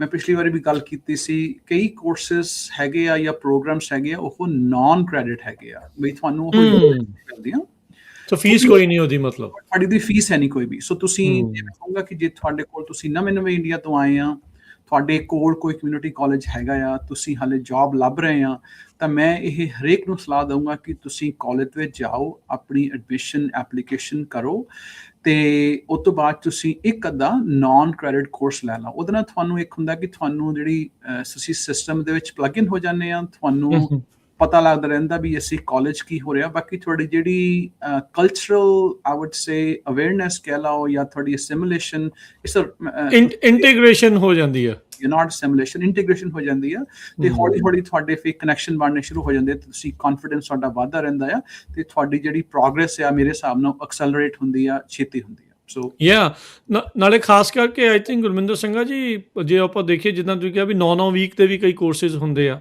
ਸੋ ਦੇਰ ਆਰ ਲਾਈਕ ਸਮਾਲ ਕੋਰਸਿਸ ਉਹ ਵੀ ਕੀ ਜਿਹੜੇ ਨਾਨ ਕ੍ਰੈਡਿਟ ਸਮਾਲ ਕੋਰਸਿਸ ਹੁੰਦੇ ਆ ਇਹਦੇ ਏਡੇ ਛੋਟੇ ਜੀ ਕਈ ਜਿਹੜੇ ਆਪਣੇ ਹੈਗੇ ਆ ਤੁਹਾਡੇ ਕੋਰਸਿਸ ਵੱਖੋ ਵੱਖਰੇ ਕਾਲਜਸ ਵੱਖੋ ਵੱਖਰੇ ਕੋਰਸਿਸ ਜਾਂ ਪ੍ਰੋਗਰਾਮ ਆਫਰ ਕਰਦੇ ਆ ਤੇ ਇਹ ਡਿਪੈਂਡ ਕਰਦਾ ਆ ਵੀ ਤੁਸੀਂ ਕੀ ਕਰਨਾ ਆ ਪਰ ਜ਼ਿਆਦਾਤਰ ਜਿਹੜੇ ਆਪਣੇ ਇੰਗਲਿਸ਼ ਫॉर ਐਗਜ਼ਾਮਪਲ ਜਿਹਨਾਂ ਨੂੰ ਮੇਰੇ ਭੈਣ ਭਰਾ ਜਿਹਨਾਂ ਨੂੰ ਇੰਗਲਿਸ਼ ਸਿੱਖਣੀ ਆ ਜ਼ਿਆਦਾਤਰ ਉਹ ਕੋਰਸਿਸ ਦੀਆਂ ਤੁਹਾਨੂੰ ਆਪਸ਼ਨਸ ਹੁੰਦੀਆਂ ਆ ਕਿ ਤੁਸੀਂ ਉਹਨੂੰ ਐਜ਼ ਅ ਨਾਨ ਕ੍ਰੈਡਿਟ ਲੈਣਾ ਚਾਹੁੰਦੇ ਆ ਜਾਂ ਐਜ਼ ਅ ਕ੍ਰੈਡਿਟ ਲੈਣਾ ਚਾਹੁੰਦੇ ਆ ਤੇ ਤੁਹਾਨੂੰ ਉਹ ਪ੍ਰੀਟੀ ਮੱਚ ਮੁਫਤ ਦੇ ਟਿਊਸ਼ਨ ਫ੍ਰੀ ਕੋਰਸਿਸ ਭਾਅ ਦੇ ਹਿਸਾਬ ਨਾਲ ਹੀ ਪੈ ਜਾਂਦਾ ਫ੍ਰੀ ਵਾਲਾ ਹਿਸਾਬ ਡੈਫੀਨੇਟਲੀ ਆਈ ਨੋ ਆਪਾਂ ਥੋੜਾ ਜਿਹਾ ਅੱਗੇ ਨਿਕਲ ਗਏ ਇੱਕ ਵਾਰੀ ਦੁਬਾਰਾ ਮੈਂ ਪਿੱਛੇ ਐਨਰੋਲਮੈਂਟ ਤੇ ਜਿਹੜਾ ਤੁਹਾਨੂੰ ਵਾਪਸ ਰਜਿਸਟ੍ਰੇਸ਼ਨ ਦੇ ਉੱਤੇ ਲੈ ਕੇ ਆਉਣਾ ਹੈ ਗੁਰਮਿੰਦਰ ਸਿੰਘਾ ਜੀ ਪ੍ਰੀ ਰਿਕੁਇਜ਼ਿਟਸ ਕੰਡੀਸ਼ਨਸ ਕੀ ਹੈਗੀਆਂ ਆ ਜਿੱਦਾਂ ਤੁਸੀਂ ਕਿਹਾ ਵੀ ਐਟਲੀਸਟ GED ਤੇ ਡਿਪਲੋਮਾ ਜਿਹੜਾ ਉਹ ਤੁਹਾਡੇ ਕੋਲ ਹੋਵੇ ਹਾਈ ਸਕੂਲ ਦੇ ਵਿੱਚ ਜੇ ਤੁਸੀਂ ਹੈਗੇ ਆ ਜਾਂ ਲਾਸਟ ਆ ਜਾਂ ਸੀਨੀਅਰ ਆ ਜਾਂ ਕਰ ਚੁੱਕੇ ਹੈਗੇ ਆ ਕੀ ਸਰਟਨ ਗੈਪ ਹੁੰਦਾ ਵੀ ਹਾਈ ਸਕੂਲ ਤੋਂ ਬਾਅਦ ਜੇ ਸਾਲ 2 ਸਾਲ ਗੈਪ ਪੈ ਗਿਆ ਤਾਂ ਉਸ ਤੋਂ ਬਾਅਦ 'ਚ ਨਹੀਂ ਜਾ ਸਕਦੇ ਜਾਂ ਕਿੰਨਾ ਕੁ ਗੈਪ ਜਿਹੜਾ ਉਹ ਅਲਾਉਡ ਹੁੰਦਾ ਹੈ ਜਾਂ ਜਦੋਂ ਮਰਜ਼ੀ ਤੁਸੀਂ ਜਾ ਸਕਦੇ ਆ ਐਂਡ ਇਸ ਤੋਂ ਇਲਾਵਾ ਹੋਰ ਕਿਹੜੀਆਂ ਰਿਕੁਆਇਰਮੈਂਟਸ ਤੁਹਾਡੀਆਂ ਹੈਗੀਆਂ ਆ ਐਡਮਿਸ਼ਨ ਦੇ ਲਈ ਐਨਰੋਲ ਕਰਨ ਦੇ ਲਈ ਜੀ ਜਿਹੜੇ ਆਪਣੇ ਕਮਿਊਨਿਟੀ ਕਾਲਜਸ ਦੇ ਵਿੱਚ ਹੈਗੀਆਂ ਆ ਤੁਸੀਂ ਜੇ 18 ਸਾਲ ਤੋਂ ਉੱਪਰ ਆ ਤੇ ਤੁਸੀਂ GED ਦਾ ਕੀਤਾ ਆ ਤੁਹਾਨੂੰ ਹੋਰ ਕੋਈ ਰਿਕੁਆਇਰਮੈਂਟ ਉਹਦੇ ਦੀ ਨਹੀਂ ਹੈਗੀ ਓਕੇ ਪਰ ਕਈ ਜਿਹੜੇ ਸਪੈਸ਼ਲ ਪ੍ਰੋਗਰਾਮ ਹੈਗੇ ਆ ਫॉर ਐਗਜ਼ਾਮਪਲ ਜੇ ਹੁਣ ਕੋਈ ਸਾਡਾ ਭੈਣ ਭਰਾ ਨਰਸਿੰਗ ਪ੍ਰੋਗਰਾਮ ਕਰਨਾ ਚਾਹੁੰਦਾ I'm just giving you example ਕਿ ਆਪਣੀ ਕਮਿਊਨਿਟੀ ਜ਼ਿਆਦਾ ਨਰਸਿੰਗ ਵੱਲ ਜਾ ਰਹੀ ਹੈ ਜੀ ਤੇ ਉਹਦੇ ਲਈ ਤੁਹਾਡੇ ਜਿਹੜੇ ਪ੍ਰੋਗਰਾਮ ਦੇ ਪ੍ਰੀ ਰਿਕੁਇਜ਼ਿਟਸ ਬਹੁਤ ਹੁੰਦੇ ਆ ਫॉर ਐਗਜ਼ਾਮਪਲ ਤੁਹਾਨੂੰ ਅਨੈਟਮੀ ਫਿਜ਼ੀਓਲੋਜੀ ਜਿਹੜੇ ਕਾਫੀ ਕੋਰਸਿਸ ਹੈਗੇ ਆ ਉਹ ਤੁਹਾਨੂੰ ਕਰਨੇ ਪੈਂਦੇ ਆ ਬਿਫੋਰ ਤੁਸੀਂ ਉਸ ਇੰਪੈਕਟਡ ਪ੍ਰੋਗਰਾਮ ਨੂੰ ਦੇ ਲਈ ਐਪਲੀਕੇਸ਼ਨ ਭਰ ਸਕੋ ਪਰ ਜੇ ਤੁਸੀਂ ਜਨਰਲ ਕੋਰਸਿਸ ਲੈਣੇ ਆ ਉਹਨਾਂ ਦੀ ਕੋਈ ਇਹ ਨਹੀਂ ਹੈਗਾ ਟਾਈਮ ਨਹੀਂ ਹੈਗਾ ਕਿ ਮੈਂ 2 ਸਾਲ ਕਾਲਜ ਛੱਡ ਕੇ ਜੇ ਤੁਸੀਂ ਉਹ 10 ਸਾਲ 20 ਸਾਲ ਵੀ ਤੁਸੀਂ ਕਾਲਜ ਨਹੀਂ ਆਏ ਓਕੇ ਤੁਸੀਂ ਕਾਲਜ ਆ ਸਕਦੇ ਆ ਤੁਹਾਡੀ ਕੋਈ ਉਹਦਾ ਕੋਈ ਲਿਮਿਟ ਨਹੀਂ ਹੈਗੀ ਕਿ ਤੁਸੀਂ ਜੀ 2 ਸਾਲ ਪਹਿਲਾਂ ਨਹੀਂ ਪੜ੍ਹੇ ਤੇ ਤੁਸੀਂ ਮੁੜ ਕੇ ਕਾਲਜ ਦੇ ਵਿੱਚ ਨਹੀਂ ਆ ਸਕਦੇ ਸੋ ਉੱਦਾਂ ਦੀ ਕੋਈ ਰਿਕੁਆਇਰਮੈਂਟ ਨਹੀਂ ਹੈਗੀ ਤੇ ਜਾਂ ਕੋਈ ਰੋਕ ਹੈ ਨਹੀਂ ਕਿਸੇ ਨੂੰ ਹਾਂਜੀ ਕੀ SSN ਹੋਣਾ ਜ਼ਰੂਰੀ ਆ ਕਿਉਂਕਿ ਆਈ ਨੋ देयर ਇਮੀਗ੍ਰੇਸ਼ਨ ਨੂੰ ਲੈ ਕੇ ਕਾਫੀ ਇਸ ਟਾਈਮ ਟਾਕ ਆ ਗੱਲਾਂ ਜਿਹੜੀਆਂ ਉਹ ਚੱਲਦੀਆਂ ਆ ਕਈ ਥਾਵਾਂ ਦੇ ਉੱਤੇ ਇਸ ਨੂੰ ਲੈ ਕੇ ਆ ਵੀ ਜਿਹੜੇ ਖਾਸ ਕਰਕੇ ਅਨਡਾਕੂਮੈਂਟਡ ਆ ਉਹਨਾਂ ਨੂੰ ਕਿਉਂ ਪੜ੍ਹਾਈ ਜਾ ਰਹੇ ਆ ਕਾਲਜ ਦੀ ਤੁਹਾਡੇ ਦੀ ਜਾਂ ਕਮਿਊਨਿਟੀ ਕਾਲਜ ਦੀ ਇਸ ਦੇ ਉੱਤੇ ਕੀ ਸਟੈਂਡਿੰਗ ਆ ਕੀ ਕੋਈ ਅਨਡਾਕੂਮੈਂਟਡ ਵੀ ਐਡਮਿਸ਼ਨ ਲੈ ਸਕਦਾ ਹੈ ਹਾਂਜੀ ਸੋ ਜੇ ਤੁਹਾਡੇ ਕੋਲ ਸੋਸ਼ਲ ਸਿਕਿਉਰਿਟੀ ਨੰਬਰ ਨਹੀਂ ਹੈਗਾ ਆ ਉਹਦੀ ਕੋਈ ਜ਼ਰੂਰੀ ਨਹੀਂ ਹੈ ਕਿ ਤੁਸੀਂ ਇਟਸ ਨਾਟ ਅ ਰਿਕੁਆਇਰਮੈਂਟ ਤੁਸੀਂ ਆਪਣੀ ਕਾਲਜ ਦੇ ਵਿੱਚ ਤੁਸੀਂ ਨਹੀਂ ਦਾਖਲ ਲੈ ਸਕਦੇ ਤੇ ਇਹ ਕਈ ਜਿਹੜੇ ਬੱਚੇ ਹੈ, so yes that is not a requirement. ਤੇ ਤੁਸੀਂ ਜਿਹੜੇ ਐਪਲੀਕੇਸ਼ਨ ਭਰਦੇ ਵੀ ਹੈਗੇ ਆ ਤੇ ਤੁਸੀਂ ਉਹਨੂੰ ਜੇ ਤੁਹਾਨੂੰ ਪੁੱਛਦੇ ਵੀ ਆ, ਤੁਸੀਂ ਕਹਿੰਦੇ ਵੀ ਸੋਸ਼ਲ ਸਿਕਿਉਰਿਟੀ ਨਹੀਂ ਹੈਗਾ, they don't require it for you to have social security. ਤੇ ਇਹ ਫਿਰ ਜਿੱਦਾਂ ਤੁਸੀਂ ਕਿਹਾ ਵੀ ਵਿੱਚ ਜੇ ਕਾਫੀ ਫਰਾਡ ਵੀ ਹੋ ਗਿਆ, ਲੋਕਾਂ ਨੇ ਗਲਤ ਐਨਰੋਲਮੈਂਟਸ ਜਾਂ ਕਹਿ ਲਓ ਵੀ ਨਕਲੀ ਕਰ ਕਰਕੇ ਫਾਈਨੈਂਸ਼ੀਅਲ ਏਡ ਜਿਹੜੀਆਂ ਉਹ ਲੈ ਲਈਆਂ, ਮਨੀ ਨੂੰ ਵੀ ਇੱਧਰ ਉੱਧਰ ਜਿਹੜਾ ਉਹ ਕਰ ਬੈਠੇ ਆ, ਉਹ ਤੋਂ ਬਚਣ ਦੇ ਲਈ ਫਿਰ ਸਿਸਟਮ ਕਿੱਦਾਂ ਉਹਨਾਂ ਨੂੰ ਆਇਡੈਂਟੀਫਾਈ ਕਿਵੇਂ ਕਰ ਰਿਹਾ ਹੁੰਦਾ ਹੈ? I don't know if you know it, if you want to answer it, ਜਾਂ ਜੇ ਤੁਹਾਡੇ ਕੋਲ ਇਸ ਦੇ ਬਾਰੇ ਕੁਝ ਹੈਗੀ ਹੈ ਗੱਲ ਤਾਂ। ਸੋ ਹੁਣ ਮੈਨੂੰ ਐਪਲੀਕੇਸ਼ਨ ਜਿਹੜੀਆਂ ਭਰੇ ਨੂੰ ਕਾਫੀ ਚਿਰ ਹੋ ਗਿਆ, ਪਰ ਜਿਹੜੀਆਂ ਆਪਣੀਆਂ ਜੇ ਤੁਸੀਂ CCC ਅਪਲਾਈ ਜਿਹੜੀ ਤੁਸੀਂ ਆਪਣੀ ਐਪਲੀਕੇਸ਼ਨ ਪਹਿਲਾਂ ਸ਼ੇਅਰ ਕੀਤੀ ਸੀ, ਉਹਦੇ ਵਿੱਚ ਉਹ ਤੁਹਾਨੂੰ ਡਿਫਰੈਂਟ ਪ੍ਰੋਸੈਸਿਸ ਯੂਜ਼ ਕਰਦੇ ਆ। ਇੱਕ ਹੈਗਾ ਜਿਹਦੇ ਵਿੱਚ ਤੁਹਾਨੂੰ ਆਈ ਥਿੰਕ ਵੈਰੀਫਾਈ ਮੀ ਔਰ ID ਮੀ ਜਿਹੜੀਆਂ ਹੈਗੀਆਂ, ਮੈਨੂੰ ਹੁਣ ਐਗਜ਼ੈਕਟ ਨਹੀਂ ਪਤਾ, ਪਰ ਤੁਹਾਡੇ ਕੋਲ ਤੁਸੀਂ ਬੈਠ ਕੇ ਜਾਂ ਹੁਣ ਕੈਮਰੇ ਦੇ ਮੂਹਰੇ ਤੁਸੀਂ ਬੈਠ ਕੇ ਐਪਲੀਕੇਸ਼ਨ ਭਰ ਰਹੇ ਆ, ਤੁਸੀਂ ਦਿਖਾ ਕੇ, ਸੋ ਦੇ ਵੈਰੀਫਾਈ ਯੂਜ਼ਿੰਗ ਡਿਫਰੈਂਟ ਮੀਨਸ। ਤੇ ਸੋ ਇਸ ਕਰਕੇ ਤੁਸੀਂ ਆਪਣੀਆਂ IDs ਜੇ ਤੁਹਾਡੇ ਕੋਲ ਹੈ ਗਵਰਨਮੈਂਟ ਦੀ ਇਸ਼ੂਡ ID ਤੁਸੀਂ ਨਾਲ ਲੈ ਕੇ ਜਾਓ, ਤੇ ਤੁਹਾਨੂੰ ਉਹ ਐਜ਼ ਏ ਜਿਹੜੇ ਤੁਸੀਂ ਐਪਲੀਕੇਸ਼ਨ ਭਰਦੇ ਆ, ਤੁਸੀਂ ਕੈਮਰੇ ਦੇ ਮੂਹਰੇ ਕੋਲ ਕਰਕੇ ਦੇਖਦੇ ਆ ਵੀ are you the same person, ਤੇ ਉਸ ਤੋਂ ਬਾਅਦ ਜਾ ਕੇ ਪਿੱਛੇ ਉਹ ਉਹਨੂੰ ਵੈਰੀਫਾਈ ਕਰਦੇ ਹੈਗੇ ਆ। ਤੇ ਜੇ ਤੁਹਾਨੂੰ ਇਨਫੋਰਮੇਸ਼ਨ ਚਾਹੀਦੀ ਆ ਦੈਨ ਮੈਂ ਤੁਹਾਨੂੰ ਲੱਭ ਕੇ ਮੈਂ ਤੁਹਾਨੂੰ ਸ਼ੇਅਰ ਕਰੂੰਗਾ ਜੀ। ਇਹਦੇ ਵਿੱਚ ਮੈਂ ਇੱਕ ਚੀਜ਼ ਪੜ੍ਹ ਰਿਹਾ ਸੀਗਾ ਵੀ ਡਿਸਟ੍ਰਿਕਟ ਰੈਜ਼ੀਡੈਂਟ ਜਾਂ ਕੈਲੀਫੋਰਨੀਆ ਰੈਜ਼ੀਡੈਂਟ ਜਿਹੜੀ ਇਹ ਟਿਊਸ਼ਨ ਫੀਸ ਹੁੰਦੀ ਆ, ਇਜ਼ ਦੇਅਰ ਅ ਡਿਫਰੈਂਸ ਇਸ ਚੀਜ਼ ਦੇ ਵਿੱਚ ਵੀ ਤੁਹਾਨੂੰ ਡਿਸਟ੍ਰਿਕਟ ਦਾ ਰੈਜ਼ੀਡੈਂਟ ਹੋਣਾ ਚਾਹੀਦਾ ਆ ਜਾਂ ਕੈਲੀਫੋਰਨੀਆ ਦਾ ਰੈਜ਼ੀਡੈਂਟ? ਵੀ ਮੰਨ ਲਓ ਵੀ ਮਡੇਰੇ ਦੇ ਵਿੱਚ ਜਾਂ ਇੱਥੇ ਜਾਣਾ ਵੀ ਜੇ ਕੋਈ ਬੇ ਏਰੀਏ ਵਾਲਾ ਵਿਦਿਆਰਥੀ ਆ, ਕੀ ਉਸ ਨੂੰ ਰੈਜ਼ੀਡੈਂਸ ਫੀਸ ਦੇਣੀ ਪਊਗੀ ਜਾਂ ਨਾਨ ਰੈਜ਼ੀਡੈਂਸ ਫੀਸ ਦੇਣੀ ਪਊਗੀ? ਸੋ ਜਿਹੜੀ ਰੈਜ਼ੀਡੈਂਸੀ ਦੀ ਰਿਕੁਆਇਰਮੈਂਟ ਹੈਗੀ ਆ, ਉਹ ਸਟੇਟ ਦੀ ਰਿਕੁਆਇਰਮੈਂਟ ਆ, ਡਿਸਟ੍ਰਿਕਟ ਦੀ ਰਿਕੁਆਇਰਮੈਂਟ ਨਹੀਂ ਹੈਗੀ। ਠੀਕ ਹੈ। ਸੋ ਜੇ ਤੁਸੀਂ ਫॉर ਐਗਜ਼ਾਮਪਲ ਜੇ ਮੈਂ ਆਇਆ ਤੇ ਮੈਂ ਸੈਨ ਫਰਾਂਸਿਸਕੋ ਰਹਿ ਰਿਹਾ ਜਾਂ ਮੈਂ ਬੇ ਏਰੀਏ ਰਹਿ ਰਿਹਾ ਆ, ਤੇ ਹੁਣ ਮੈਂ ਆ ਕੇ ਫ੍ਰੈਸਨੋ 'ਚ ਕਲਾਸਿਸ ਲੈਣਾ ਚਾਹੁੰਦਾ ਆ, ਉਹਦੀ ਤੁਹਾਨੂੰ ਐਜ਼ ਲੌਂਗ ਐਜ਼ ਤੁਸੀਂ ਲੀਗਲੀ ਤਰੀਕੇ ਨਾਲ 1 ਸਾਲ ਤੋਂ ਜ਼ਿਆਦਾ ਰਹਿ ਰਹੇ ਆ, ਤੁਹਾਡੀ ਕੋਈ ਰੈਜ਼ੀਡੈਂਸੀ ਰਿਕੁਆਇਰਮੈਂਟ ਡਿਸਟ੍ਰਿਕਟ ਦੀ ਨਹੀਂ ਹੈਗੀ, ਇਹ ਸਟੇਟ ਦੀ ਆ। So it's a California state. ਜੇ ਤੁਸੀਂ ਹੁਣ ਬਾਹਰੋਂ ਕਿਸੇ ਸਟੇਟ 'ਚ ਵੀ ਆਉਂਦੇ ਆ, ਤੁਹਾਨੂੰ ਸਟਿਲ ਰੈਜ਼ੀਡੈਂਸੀ ਤੁਹਾਨੂੰ ਕਰਨੀ ਪੈਂਦੀ ਆ। ਫਿਰ ਤੁਹਾਨੂੰ ਨਾਨ ਰੈਜ਼ੀਡੈਂਟ ਫੀਸ ਹੀ ਜਿਹੜੀ ਉਹ ਦੇਣੀ ਪਊਗੀ ਜੇ ਆਊਟ ਆਫ ਸਟੇਟ ਆ ਰਹੇ ਹੈਗੇ ਆ। ਤੇ ਜੇ ਮੰਨ ਲਓ ਹੁਣ ਕੋਈ ਉੱਥੇ ਜਾਂਦਾ ਆ, ਸੋ ਐਡਮਿਸ਼ਨਸ ਆਫਿਸ ਦੇ ਵਿੱਚ ਹੀ ਸਿੱਧਾ ਬੰਦੇ ਨੇ ਜਾਣਾ ਆ, ਉੱਥੇ ਹੀ ਜਾ ਕੇ ਇਸ ਚੀਜ਼ ਦੇ ਬਾਰੇ ਪਤਾ ਕਰਨਾ ਹੁੰਦਾ ਹੈ? ਤੁਸੀਂ ਐਡਮਿਸ਼ਨ ਐਂਡ ਰੈਕਰਡਸ ਦੇ ਆਫਿਸ ਵਿੱਚ ਜਾ ਸਕਦੇ ਆ, ਪਰ ਮੈਂ ਰਿਕਮੈਂਡ ਕਰੂੰਗਾ ਤੁਸੀਂ ਆਪਣੇ ਕਾਲਜ ਦੇ ਵਿੱਚ ਵੈਲਕਮ ਸੈਂਟਰ ਹੈਗੇ ਆ। ਓਕੇ। ਸੋ ਉਹਦੇ ਵਿੱਚ ਤੁਹਾਡੇ ਜਿਹੜੇ ਜ਼ਿਆਦਾਤਰ ਤੁਹਾਨੂੰ ਹਰੇਕ ਸਰਵਿਸਿਜ਼ ਤੁਹਾਨੂੰ ਉੱਥੇ ਮਿਲਦੀਆਂ ਆ, ਜਿਹੜੇ ਨਿਊਜ਼ ਤੁਹਾਨੂੰ ਇਨਫੋਰਮੇਸ਼ਨ ਤੁਹਾਨੂੰ ਉੱਥੇ ਮਿਲਦੀ ਆ, ਤੁਹਾਡੀ ਉਹ ਐਪਲੀਕੇਸ਼ਨ ਦੇ ਵਿੱਚ ਹੈਲਪ ਕਰਦੇ ਆ, ਤੇ ਤੁਹਾਨੂੰ ਫਿਰ ਉਸ ਤੋਂ ਬਾਅਦ ਜੇ ਕਿਸੇ ਹੋਰ ਡਿਪਾਰਟਮੈਂਟ ਨਾਲ ਤੁਹਾਨੂੰ ਕਨੈਕਟ ਕਰਨਾ ਹੈ, ਤੁਹਾਨੂੰ ਉਹਨਾਂ ਨਾਲ ਕਨੈਕਟ ਕਰਦੇ ਆ। ਪਰ ਜ਼ਿਆਦਾਤਰ ਸਾਡੀ ਕੋਸ਼ਿਸ਼ ਇਹੀ ਆ ਕਿ ਕੋਈ ਵੀ ਨਵਾਂ ਸਟੂਡੈਂਟ ਜੇ ਆਉਣਾ ਹੈ, ਉਹ ਸਾਡੇ ਵੈਲਕਮ ਸੈਂਟਰ ਦੇ ਵਿੱਚ ਆਵੇ, ਤੇ ਅਸੀਂ ਉਹਨਾਂ ਨੂੰ ਉੱਥੇ ਹੀ ਸਾਰੀਆਂ ਸਰਵਿਸਿਜ਼ ਮੁਹੱਈਆ ਕਰਾਉਣ ਦੀਆਂ ਕੋਸ਼ਿਸ਼ ਕਰਦੇ ਹਾਂ। ਉਹ ਤੋਂ ਬਾਅਦ ਫॉर ਐਗਜ਼ਾਮਪਲ ਜੇ ਤੁਹਾਡੀ ਐਡਮਿਸ਼ਨ ਹੋ ਗਈ, ਐਡਮਿਸ਼ਨ ਮਤਲਬ ਐਪਲੀਕੇਸ਼ਨ ਤੁਹਾਡੀ ਹੋ ਗਈ, ਹੁਣ ਤੁਸੀਂ ਆਪਣੀ ਕੋਈ ID ਲੈਣੀ ਆ, ਫਿਰ ਅਸੀਂ ਉਹਨਾਂ ਨੂੰ ਡਿਫਰੈਂਟ ਜਗ੍ਹਾ 'ਤੇ ਨਾਲ ਭੇਜਦੇ ਹਾਂ, ਫਿਰ ਤੁਸੀਂ ਜਾ ਕੇ ਉੱਥੇ ਆਪਣੀਆਂ ਵੱਖਰੀਆਂ ਸਰਵਿਸਿਜ਼ ਲੈ ਸਕਦੇ ਹੋ। ਜੀ ਡੈਫੀਨੇਟਲੀ। ਤੇ ਜੇ ਕੋਈ ਕੰਟੈਕਟ ਕਰਨਾ ਚਾਹੁੰਦਾ, what is the best place ਜਾਂ where is the best place ਇਸ ਬਾਬਤ ਜਿਹੜੀ ਉਹ ਜਾਣਕਾਰੀ ਹਾਸਿਲ ਕਰਨ ਦੇ ਲਈ?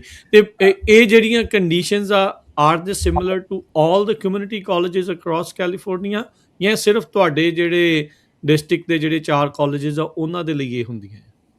ਜਿਹੜੀਆਂ ਤੁਹਾਡੇ ਨਾਲ ਮੈਂ ਰਿਕੁਆਇਰਮੈਂਟ ਸ਼ੇਅਰ ਕੀਤੀਆਂ, ਉਹ ਸਾਰੀਆਂ ਹੀ ਇਕੁਅਲ ਸੇਮ ਹੈਗੀਆਂ ਆ ਸਾਰੇ ਕੈਲੀਫੋਰਨੀਆ ਕਮਿਊਨਿਟੀ ਕਾਲਜਸ ਦੇ ਵਿੱਚ।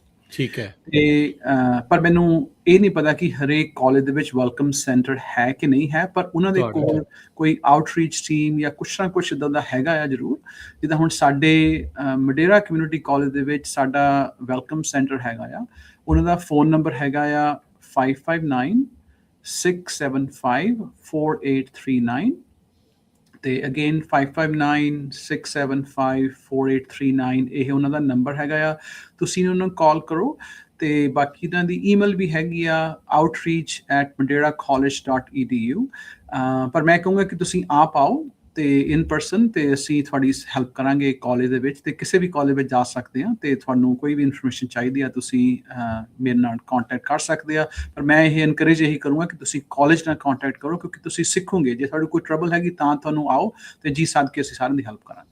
ਅੱਛਾ, ਗੁਰਮਿੰਦਰ ਸਿੰਘ ਜੀ, ਇਹ ਵੀ ਦੱਸਿਓ, ਜਿੱਦਾਂ ਆਪਾਂ ਅਡਲਟ ਸਕੂਲਸ ਦੀ ਵੀ ਗੱਲ ਕੀਤੀ ਸੀ ਵੀ ਉਹਨਾਂ ਦੇ ਲਈ ਕਿੱਦਾਂ, ਹੁਣ ਜਿੱਦਾਂ ਮੰਨ ਲਓ ਮੇਰੇ ਮੋਮ ਡੈਡ ਦੀ ਜਨਰੇਸ਼ਨ ਵਾਲੇ ਆ ਜਿਹੜੇ, ਉਹ ਲੋਕ ਕਹਿੰਦੇ ਵੀ ਹੁਣ ਮੈਂ ਇੰਗਲਿਸ਼ ਕੁਛ ਸਿੱਖਣਾ ਚਾਹੁੰਦੇ ਆ ਵੀ ਗੱਲਬਾਤ ਕਰਨੀ ਸੌਖੀ ਹੋ ਜੇ, ਜਾਂ ਕੁਛ ਵੀ ਇੱਦਾਂ ਹੈ, ਜਾਂ ਈਵਨ ਸਾਡੀ ਉਮਰ ਦੇ 40s ਦੇ 50s ਵਾਲੇ ਵੀ ਕਹਿੰਦੇ ਵੀ ਹੁਣ ਮੈਂ ਇੰਗਲਿਸ਼ ਸਿੱਖਣਾ ਚਾਹੁੰਦਾ। So do they need to go for adult school, ਜਿਹੜੇ ਕਮਿਊਨਿਟੀ ਕਾਲਜਸ ਆ ਉਹਨਾਂ ਵਿੱਚ ਜਾਣਾ ਆ, ਤੇ ਉਹਦੇ ਲਈ ਵੀ ਇਹ ਸੇਮ ਪ੍ਰੋਸੈਸ ਹੁੰਦਾ ਐਪਲੀਕੇਸ਼ਨ ਦਾ, ਜਾਂ ਇਟਸ ਲਿਟਲ ਡਿਫਰੈਂਟ? ਸੋ ਉਹਨਾਂ ਦਾ ਜਿਹੜੇ ਆਪਣੇ ਅਡਲਟ ਸਕੂਲ ਹੈਗੇ ਆ, ਉਹ ਆਪਣੇ K through 12 ਜਾਂ ਆਪਣੇ ਡਿਸਟ੍ਰਿਕਟਸ, ਉਹ ਵੱਖਰੀ ਸਾਡੇ ਕਮਿਊਨਿਟੀ ਕਾਲਜਸ ਦੇ ਅੰਡਰ ਨਹੀਂ ਆਉਂਦੇ। Got it. ਉਹ ਆਪਣੇ ਹਾਈ ਸਕੂਲ ਕਹਿ ਲਓ, ਜਿੱਦਾਂ ਹੁਣ ਸੈਂਟਰਲ ਯੂਨੀਫਾਈਡ ਸਕੂਲ ਡਿਸਟ੍ਰਿਕਟ ਹੋ ਗਿਆ, ਕਲੋਵਿਸ ਯੂਨੀਫਾਈਡ ਸਕੂਲ ਡਿਸਟ੍ਰਿਕਟ ਹੋ ਗਿਆ, ਤੇ ਆਪਣੇ ਹੁਣ ਮਡੇਰੇ ਦੇ ਵਿੱਚ ਸਾਡਾ ਮਡੇਰਾ ਅਡਲਟ ਸਕੂਲ ਹੈਗਾ ਆ, ਤੇ ਆਪਣਾ ਫ੍ਰਿਜ਼ਨੋ ਦੇ ਵਿੱਚ ਸੈਂਟਰਲ ਅਡਲਟ ਸਕੂਲ ਹੈਗਾ ਆ, ਕਲੋਵਿਸ ਦੇ ਵਿੱਚ ਕਲੋਵਿਸ ਅਡਲਟ ਸਕੂਲ ਹੈਗਾ ਆ। ਪਰ ਉਹਨਾਂ ਦੀ ਜਿਹੜੀ ਫੰਡਿੰਗ ਕਹਿ ਲਓ ਜਾਂ ਸਿਸਟਮ ਹੈਗਾ, ਉਹ ਆਪਣੇ ਲੋਕਲ ਸਕੂਲ ਡਿਸਟ੍ਰਿਕਟ ਦੇ ਨਾਲ ਟਾਈਡ ਅਪ ਹੈਗਾ ਆ, ਨਾ ਕਿ ਠੀਕ ਆ। ਡਿਸਟ੍ਰਿਕਟ ਨਾਲ ਟਾਈਡ ਅਪ ਹੈਗਾ ਆ। ਪਰ ਉਹਨਾਂ ਦਾ ਜਿਹੜਾ ਪ੍ਰੋਸੈਸ ਵੀ ਉਹਨਾਂ ਦਾ ਸੇਮ ਹੀ ਆ। ਫੋਰ ਐਗਜ਼ਾਮਪਲ, ਜੇ ਆਪਣਾ ਕੋਈ ਵੀ ਸਰੋਤਾ ਮਡੇਰੇ ਅਡਲਟ ਸਕੂਲ ਜਾਣਾ ਚਾਹੁੰਦਾ ਆ, ਉਹਨਾਂ ਦੀ ਰਿਕੁਆਇਰਮੈਂਟ ਇਹੀ ਆ ਵੀ ਤੁਸੀਂ 18 ਸਾਲਾਂ ਤੋਂ ਤੁਹਾਡੀ ਉਮਰ ਜ਼ਿਆਦਾ ਹੋਣੀ ਚਾਹੀਦੀ ਆ। ਐਨਰੋਲਮੈਂਟ ਪ੍ਰੀਟੀ ਮੱਚ ਫਰਸਟ ਕਮ ਫਰਸਟ ਸਰਵ ਬੇਸਿਸ, ਤੁਸੀਂ ਆਓ ਤੇ ਆ ਕੇ ਐਡਮਿਸ਼ਨ ਲਾਓ, ਤੇ ਪ੍ਰੀਟੀ ਮੱਚ ਜਿਹੜੀ ਤੁਹਾਡੀ ਪ੍ਰਾਇਓਰਟੀ ਆ, ਜਿਹੜੇ ਕੰਟੀਨਿਊਇੰਗ ਸਟੂਡੈਂਟਸ ਹੈਗੇ ਆ ਉਹਨਾਂ ਨੂੰ ਪ੍ਰਾਇਓਰਟੀ ਦਿੱਤੀ ਜਾਂਦੀ ਆ। ਤੇ ਜਿੰਨੀ ਕੁ ਮੇਰੀ ਸਮਝ ਹੈਗੀ ਆ ਕਿ ਸਾਰੇ ਜ਼ਿਆਦਾਤਰ ਕਾਲਜ ਤੋਂ ਟਿਊਸ਼ਨ ਫ੍ਰੀ ਆ, ਉਹਨਾਂ ਦੀ ਕੋਈ ਟਿਊਸ਼ਨ ਨਹੀਂ ਹੈਗੀ, ਰਾਈਟ? ਸੋ ਆਈ ਥਿੰਕ ਮੈਂ, ਜੇ ਕੋਈ ਮੇਰਾ ਸਰੋਤਾ ਕੋਈ ਵੀ ਸੁਣਦਾ, ਮੈਂ ਉਹਨਾਂ ਨੂੰ ਕਹੂੰਗਾ ਵੀ ਤੁਸੀਂ ਪੜ੍ਹਾਈ ਕਰਨੀ ਜਾਂ ਖਰਚੇ ਤੋਂ ਨਾ ਤੁਸੀਂ ਡਰਿਓ। ਤੁਹਾਡਾ ਜਿੰਨੀ ਤੁਹਾਡੀ ਅਸੀਂ ਮਤਲਬ ਸਿਸਟਮਸ ਤੁਹਾਨੂੰ ਫੈਸਿਲਿਟੀਜ਼ ਪ੍ਰੋਵਾਈਡ ਕਰਦਾ ਹੈ, ਤੁਸੀਂ ਉਹ ਪੜ੍ਹ ਸਕਦੇ ਆ ਅਡਲਟ ਸਕੂਲ ਦੇ ਵਿੱਚ, ਕਮਿਊਨਿਟੀ ਕਾਲਜਸ ਦੇ ਵਿੱਚ। ਇੱਥੇ ਜਾਂਦੇ ਜਾਂਦੇ ਗੁਰਮਿੰਦਰ ਸਿੰਘਾ ਜੀ, ਥੋੜ੍ਹਾ ਜਿਹਾ ਫਾਈਨੈਂਸ਼ੀਅਲ ਏਡ ਜਾਂ ਸਕਾਲਰਸ਼ਿਪ ਬਾਰੇ ਵੀ ਜਿਹੜਾ ਉਹ ਦੱਸ ਦਿਓ। ਜਿੱਦਾਂ ਤੁਸੀਂ ਦੱਸਿਆ ਵੀ ਤੁਸੀਂ ਪੜ੍ਹਨ ਵਾਲੇ ਬਣੋ, ਕੋਈ ਨਾ ਕੋਈ ਮਦਦ ਜਿਹੜੀ ਉਹ ਜ਼ਰੂਰ ਹੈ ਅਵੇਲੇਬਲ ਜਿਹੜੀ ਉਹ ਹੁੰਦੀ ਆ। ਸੋ ਕੀ ਫਾਈਨੈਂਸ਼ੀਅਲ ਏਡ ਜਾਂ ਸਕਾਲਰਸ਼ਿਪਸ ਨੂੰ ਲੈ ਕੇ ਪ੍ਰੋਗਰਾਮਸ ਹੁੰਦੇ ਆ? ਜੀ, ਸੋ ਆਪਣੇ ਸਾਡੇ ਕੋਲ ਜਿਹੜੇ ਬੱਚੇ ਆਉਂਦੇ ਆ, ਡਿਪੈਂਡਿੰਗ ਔਨ ਉਹਨਾਂ ਦੀ ਇਨਕਮ ਬ੍ਰੈਕਟ ਦੇ ਹਿਸਾਬ ਦੇ ਨਾਲ, ਪਰ ਜ਼ਿਆਦਾਤਰ ਜਿਹੜੇ ਆਪਣੇ ਬੱਚੇ ਆ, ਉਹ ਉਹ ਤੁਸੀਂ ਆਲਮੋਸਟ 2 ਸਾਲ ਤੁਸੀਂ ਫ੍ਰੀ ਕਰ ਸਕਦੇ ਆ, depending on your financial situation. ਪਰ ਤੁਸੀਂ ਜਿਹੜੀ ਤੁਹਾਡੀਆਂ ਫਾਈਨੈਂਸ਼ੀਅਲ ਏਡ ਹੈਗੀ ਆ, ਉਹ ਵੀ ਅਵੇਲੇਬਲ ਹੈਗੀ ਆ। ਪਰ ਜਿਹੜੇ ਸਟੂਡੈਂਟਸ ਹੈਗੇ ਆ, ਜਿਹੜੇ ਇੱਥੇ ਦੇ ਮਤਲਬ ਆਪਣੇ ਇਲੀਗਲ ਕਹਿ ਲਓ, ਜਾਂ ਮੈਂ ਇਲੀਗਲ ਤਾਂ ਨਹੀਂ ਕਹਿਣਾ ਚਾਹੁੰਦਾ, ਜਿਹਨਾਂ ਕੋਲ ਡਾਕੂਮੈਂਟਸ ਹੈ ਨਹੀਂ, ਉਹ ਐਲੀਜੀਬਲ ਨਹੀਂ ਹੁੰਦੇ ਫਾਈਨੈਂਸ਼ੀਅਲ ਏਡ ਦੇ ਲਈ, ਕਿਉਂਕਿ ਲਿਮਿਟਿਡ ਹੁੰਦੀ ਆ।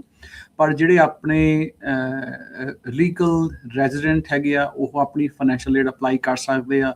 ਬਾਕੀ ਅਸੀਂ ਕਈ ਵਾਰੀ ਐਮਰਜੈਂਸੀ ਗ੍ਰਾਂਟਸ ਵੀ ਹੈਗੀਆਂ ਜਿਹੜਾ ਬੱਚਿਆਂ ਨੂੰ ਦਿੰਦੇ ਆ, ਜਿਹੜਾ ਕੋਈ ਫਾਈਨੈਂਸ਼ੀਅਲ ਹਾਰਡਸ਼ਿਪ ਹੈਗੀ ਆ, ਜਿਹੜੇ ਉਹ ਪ੍ਰੂਵਨ ਹੈਗੀ ਆ। ਤੇ ਜਿਹੜਾ ਆਲਮੋਸਟ ਤੁਹਾਨੂੰ ਇੱਕ ਜਿਹੜਾ ਸਟੂਡੈਂਟ ਹੈਗਾ ਆ, ਜਿਹਦੀ ਇਨਕਮ ਲੈਵਲ ਲੋ ਗਣੀ ਜਾਂਦੀ ਆ, ਉਹਨਾਂ ਨੂੰ $3,000 ਤੋਂ $7,000 ਉਹਨਾਂ ਨੂੰ ਆਲਮੋਸਟ ਸਾਲ ਦਾ ਫਾਈਨੈਂਸ਼ੀਅਲ ਏਡ ਮਿਲਦੀ ਆ। ਉਸ ਤੋਂ ਬਾਅਦ ਤੁਸੀਂ ਲੋਨਸ ਵੀ ਲੈ ਸਕਦੇ ਆ। ਪਰ ਮੈਂ ਕਹੂੰਗਾ ਵੀ ਜੇ ਤੁਸੀਂ ਨਾਲ ਕੰਮ ਵੀ ਕਰੋ, ਪੜ੍ਹੋ, ਤੇ ਤੁਹਾਡੇ ਲਈ ਟਾਈਮ ਕੱਢਣਾ ਤੁਹਾਡੇ ਲਈ ਬਹੁਤ ਜ਼ਰੂਰੀ ਆ। ਬਾਕੀ ਤੁਹਾਡੀ ਜਿਹੜੀ ਸਪੋਰਟ ਸਿਸਟਮ ਬਹੁਤ ਹੈਗਾ ਆ ਕਾਲਜਸ ਦੇ ਵਿੱਚ, ਖਾਸ ਕਰ ਕਮਿਊਨਿਟੀ ਕਾਲਜਸ ਦੇ ਵਿੱਚ। ਉਹਨਾਂ ਲੋਕਾਂ ਨੂੰ ਕੀ ਤੁਸੀਂ ਕਹਿਣਾ ਚਾਹੁੰਦੇ ਆ, ਬੇਨਤੀ ਜਾਂ ਅਪੀਲ ਕਰਨਾ ਚਾਹੁੰਦੇ ਆ, ਜਿਹੜੇ ਪੜ੍ਹਨਾ ਵੀ ਚਾਹੁੰਦੇ ਆ ਪਰ ਨਾਲ ਕੰਮ ਵੀ ਜਿਹੜਾ ਉਹ ਕਰ ਰਹੇ ਆ? They can be part time students and still work? ਹਾਂਜੀ, ਜ਼ਿਆਦਾਤਰ ਜਿਹੜੇ ਸਾਡੇ ਕਮਿਊਨਿਟੀ ਕਾਲਜ ਦੇ ਵਿੱਚ ਸਟੂਡੈਂਟ ਆ, ਉਹ ਪਾਰਟ ਟਾਈਮ ਸਟੂਡੈਂਟਸ ਹੈਗੇ ਆ, ਉਹ ਕੰਮ ਕਰਦੇ ਆ, ਤੇ ਨਾਲ ਜਿਹੜਾ ਉਹਨਾਂ ਦਾ ਸਕੈਜੂਲ ਆ, ਉਹ ਆ ਕੇ ਆਪਣਾ ਪੜ੍ਹਾਈ ਕਰਦੇ ਆ।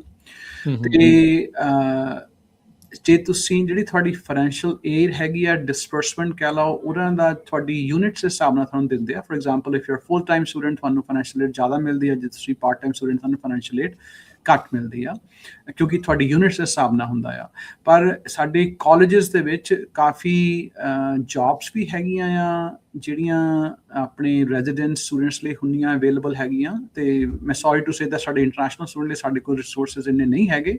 ਪਰ ਜਿਹੜੇ ਆਪਣੇ ਰੈਜ਼ੀਡੈਂਟ ਸਟੂਡੈਂਟਸ ਹੈਗੇ ਆ, ਉਹ ਕਾਫੀ ਬੱਚੇ ਆਪਣੇ ਕਾਲਜ ਦੇ ਵਿੱਚ ਹੀ ਕੰਮ ਕਰਦੇ ਆ, ਤੇ ਨਾਲ ਉਹ ਆਪਣੀ ਪੜ੍ਹਾਈ ਵੀ ਕਰਦੇ ਆ।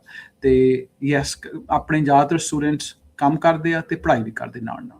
ਠੀਕ ਹੈ।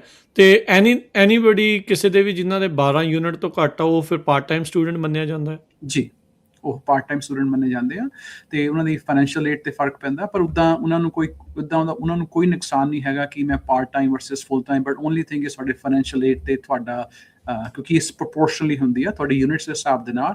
ਕੋਈ ਕਈ ਹੁੰਦਾ ਕਿ ਮੈਂ ਐਡਵਾਈਸ ਵੀ ਕਰੂੰਗਾ ਕਿ ਕਈ ਹੁੰਦੇ ਆ ਕਿ ਕਈ ਸਟੂਡੈਂਟਸ ਹੁੰਦੇ ਆ, ਉਹ ਆਪਣੀ ਫਾਈਨੈਂਸ਼ੀਅਲ ਏਡ ਇਸ ਲਾਈਫ ਟਾਈਮ ਤੁਹਾਡੀ ਹੁੰਦੀ ਵੀ ਤੁਹਾਨੂੰ ਇੰਨੀ ਹੀ ਮਿਲ ਸਕਦੀ ਆ, ਵੀ ਤੁਸੀਂ ਜ਼ਿਆਦਾ ਨਾ ਯੂਜ਼ ਕਰੋ। ਕਈ ਵਾਰੀ ਉਹ ਜ਼ਿਆਦਾ ਯੂਜ਼ ਕਰ ਲੈਂਦੇ ਆ, ਪਰ ਜੇ ਕਾਲਜਸ ਜਾਣ ਫਿਰ ਉਹਨੂੰ ਉੱਥੇ ਫਾਈਨੈਂਸ਼ੀਅਲ ਏਡ ਨਹੀਂ ਮਿਲਦੀ। ਸੋ ਮੇਰੀ ਐਡਵਾਈਸ ਇਹੀ ਆ ਕਿ ਤੁਸੀਂ ਫਾਈਨੈਂਸ਼ੀਅਲ ਏਡ ਯੂਜ਼ ਕਰੋ ਜਿਨ੍ਹਾਂ ਕੋਰਸਾਂ ਦੇ ਲਈ ਜਿਹੜੀ ਤੁਹਾਡੀ ਲੌਂਗ ਟਰਮ ਤੁਹਾਡੇ ਐਜੂਕੇਸ਼ਨ ਗੋਲ ਦੇ ਨਾਲ ਤੁਹਾਨੂੰ ਹੈਲਪ ਦਊਗੇ। ਉੱਦਾਂ ਕੋਰਸਿਸ ਲੈ ਕੇ ਤੁਸੀਂ ਫਾਈਨੈਂਸ਼ੀਅਲ ਏਡ ਨਾ ਲਓ, ਕਿਉਂਕਿ ਤੁਹਾਨੂੰ ਫਿਰ ਗਾਹਾਂ ਫਾਈਨੈਂਸ਼ੀਅਲ ਏਡ ਜੇ ਤੁਸੀਂ ਉੱਥੇ ਤੁਹਾਨੂੰ ਨਹੀਂ ਮਿਲਣੀ। ਜੀ। ਸੋ ਅੱਜ ਜਿਹੜਾ ਆਪਾਂ ਗੁਰਮਿੰਦਰ ਸੰਘਾ ਜੀ ਦੇ ਨਾਲ ਗੇਟਵੇ ਟੂ ਕਾਲਜ ਉੱਚੀ ਉਡਾਨ ਪ੍ਰੋਗਰਾਮ ਦੇ ਵਿੱਚ ਕਮਿਊਨਿਟੀ ਕਾਲਜ ਦੇ ਵਿੱਚ ਐਨਰੋਲਮੈਂਟ ਐਡਮਿਸ਼ਨਸ ਨੂੰ ਲੈ ਕੇ ਜਿਹੜੀ ਉਹ ਗੱਲਬਾਤ ਕੀਤੀ ਆ, ਟਿਊਸ਼ਨ ਫੀਸ ਨੂੰ ਲੈ ਕੇ ਗੱਲਬਾਤ ਕੀਤੀ ਆ। ਸੋ ਜੇ ਤੁਸੀਂ ਜਾਂ ਤੁਹਾਡੇ ਪਰਿਵਾਰ ਦਾ ਕੋਈ ਜੀ ਜਾਂ ਤੁਹਾਡੇ ਕੋਈ ਦੋਸਤ ਮਿੱਤਰ ਜਿਹੜੇ ਖਾਸ ਕਰਕੇ ਕੋਈ ਜੇ ਨਵੇਂ ਆਏ ਆ ਜਾਂ ਉਹ ਉਸ ਉਮਰ ਵਰਗ ਦੇ ਵਿੱਚ ਆ ਜਿਹੜੇ ਕਮਿਊਨਿਟੀ ਕਾਲਜਸ ਦੇ ਸਿਸਟਮ ਦਾ ਫਾਇਦਾ ਲੈ ਸਕਦੇ ਆ, ਸੋ ਉਹਨਾਂ ਤੱਕ ਇਹ ਪ੍ਰੋਗਰਾਮ ਨੂੰ ਜ਼ਰੂਰ ਪਹੁੰਚਦਾ ਕਰੋ, ਤਾਂ ਜੋ ਇੱਕ ਦੂਜੇ ਦੀ ਜਿਹੜੀ ਉਹ ਆਪਾਂ ਮਦਦ ਕਰੀਏ। ਤੇ ਆਪਾਂ ਚਾਹੁੰਦੇ ਹਾਂ ਵੀ ਵੱਧ ਤੋਂ ਵੱਧ ਲੋਕ ਜਿਹੜੇ ਉਹ ਪੜ੍ਹਾਈ ਦੇ ਵਿੱਚ ਆਪਣਾ ਜ਼ੋਰ ਅਜ਼ਮਾਇਸ਼ ਕਰਨ, ਐਜੂਕੇਸ਼ਨ ਦੇ ਨਾਲ ਜਿਹੜਾ ਉਹ ਜੁੜਨ ਤੇ ਨਵੀਆਂ ਚੀਜ਼ਾਂ ਜਿਹੜੀਆਂ ਉਹ ਇਜਾਦ ਕਰਨ ਤੇ ਆਪਣੀ ਕਮਿਊਨਿਟੀ ਦਾ ਨਾਮ ਜਿਹੜਾ ਉਹ ਰੌਸ਼ਨ ਕਰਨ। ਗੁਰਮਿੰਦਰ ਸੰਘਾ ਜੀ, ਬਹੁਤ ਬਹੁਤ ਧੰਨਵਾਦ, ਬੜੀ ਮਿਹਰਬਾਨੀ, ਬਹੁਤ ਸ਼ੁਕਰੀਆ ਅੱਜ ਦੇ ਪ੍ਰੋਗਰਾਮ ਦੇ ਲਈ। ਮਿਲਦੇ ਹਾਂ ਫਿਰ ਅਗਲੀ ਵਾਰੀ। ਧੰਨਵਾਦ, ਸਤਿ ਸ਼੍ਰੀ ਅਕਾਲ ਜੀ। ਸਤਿ ਸ਼੍ਰੀ ਅਕਾਲ।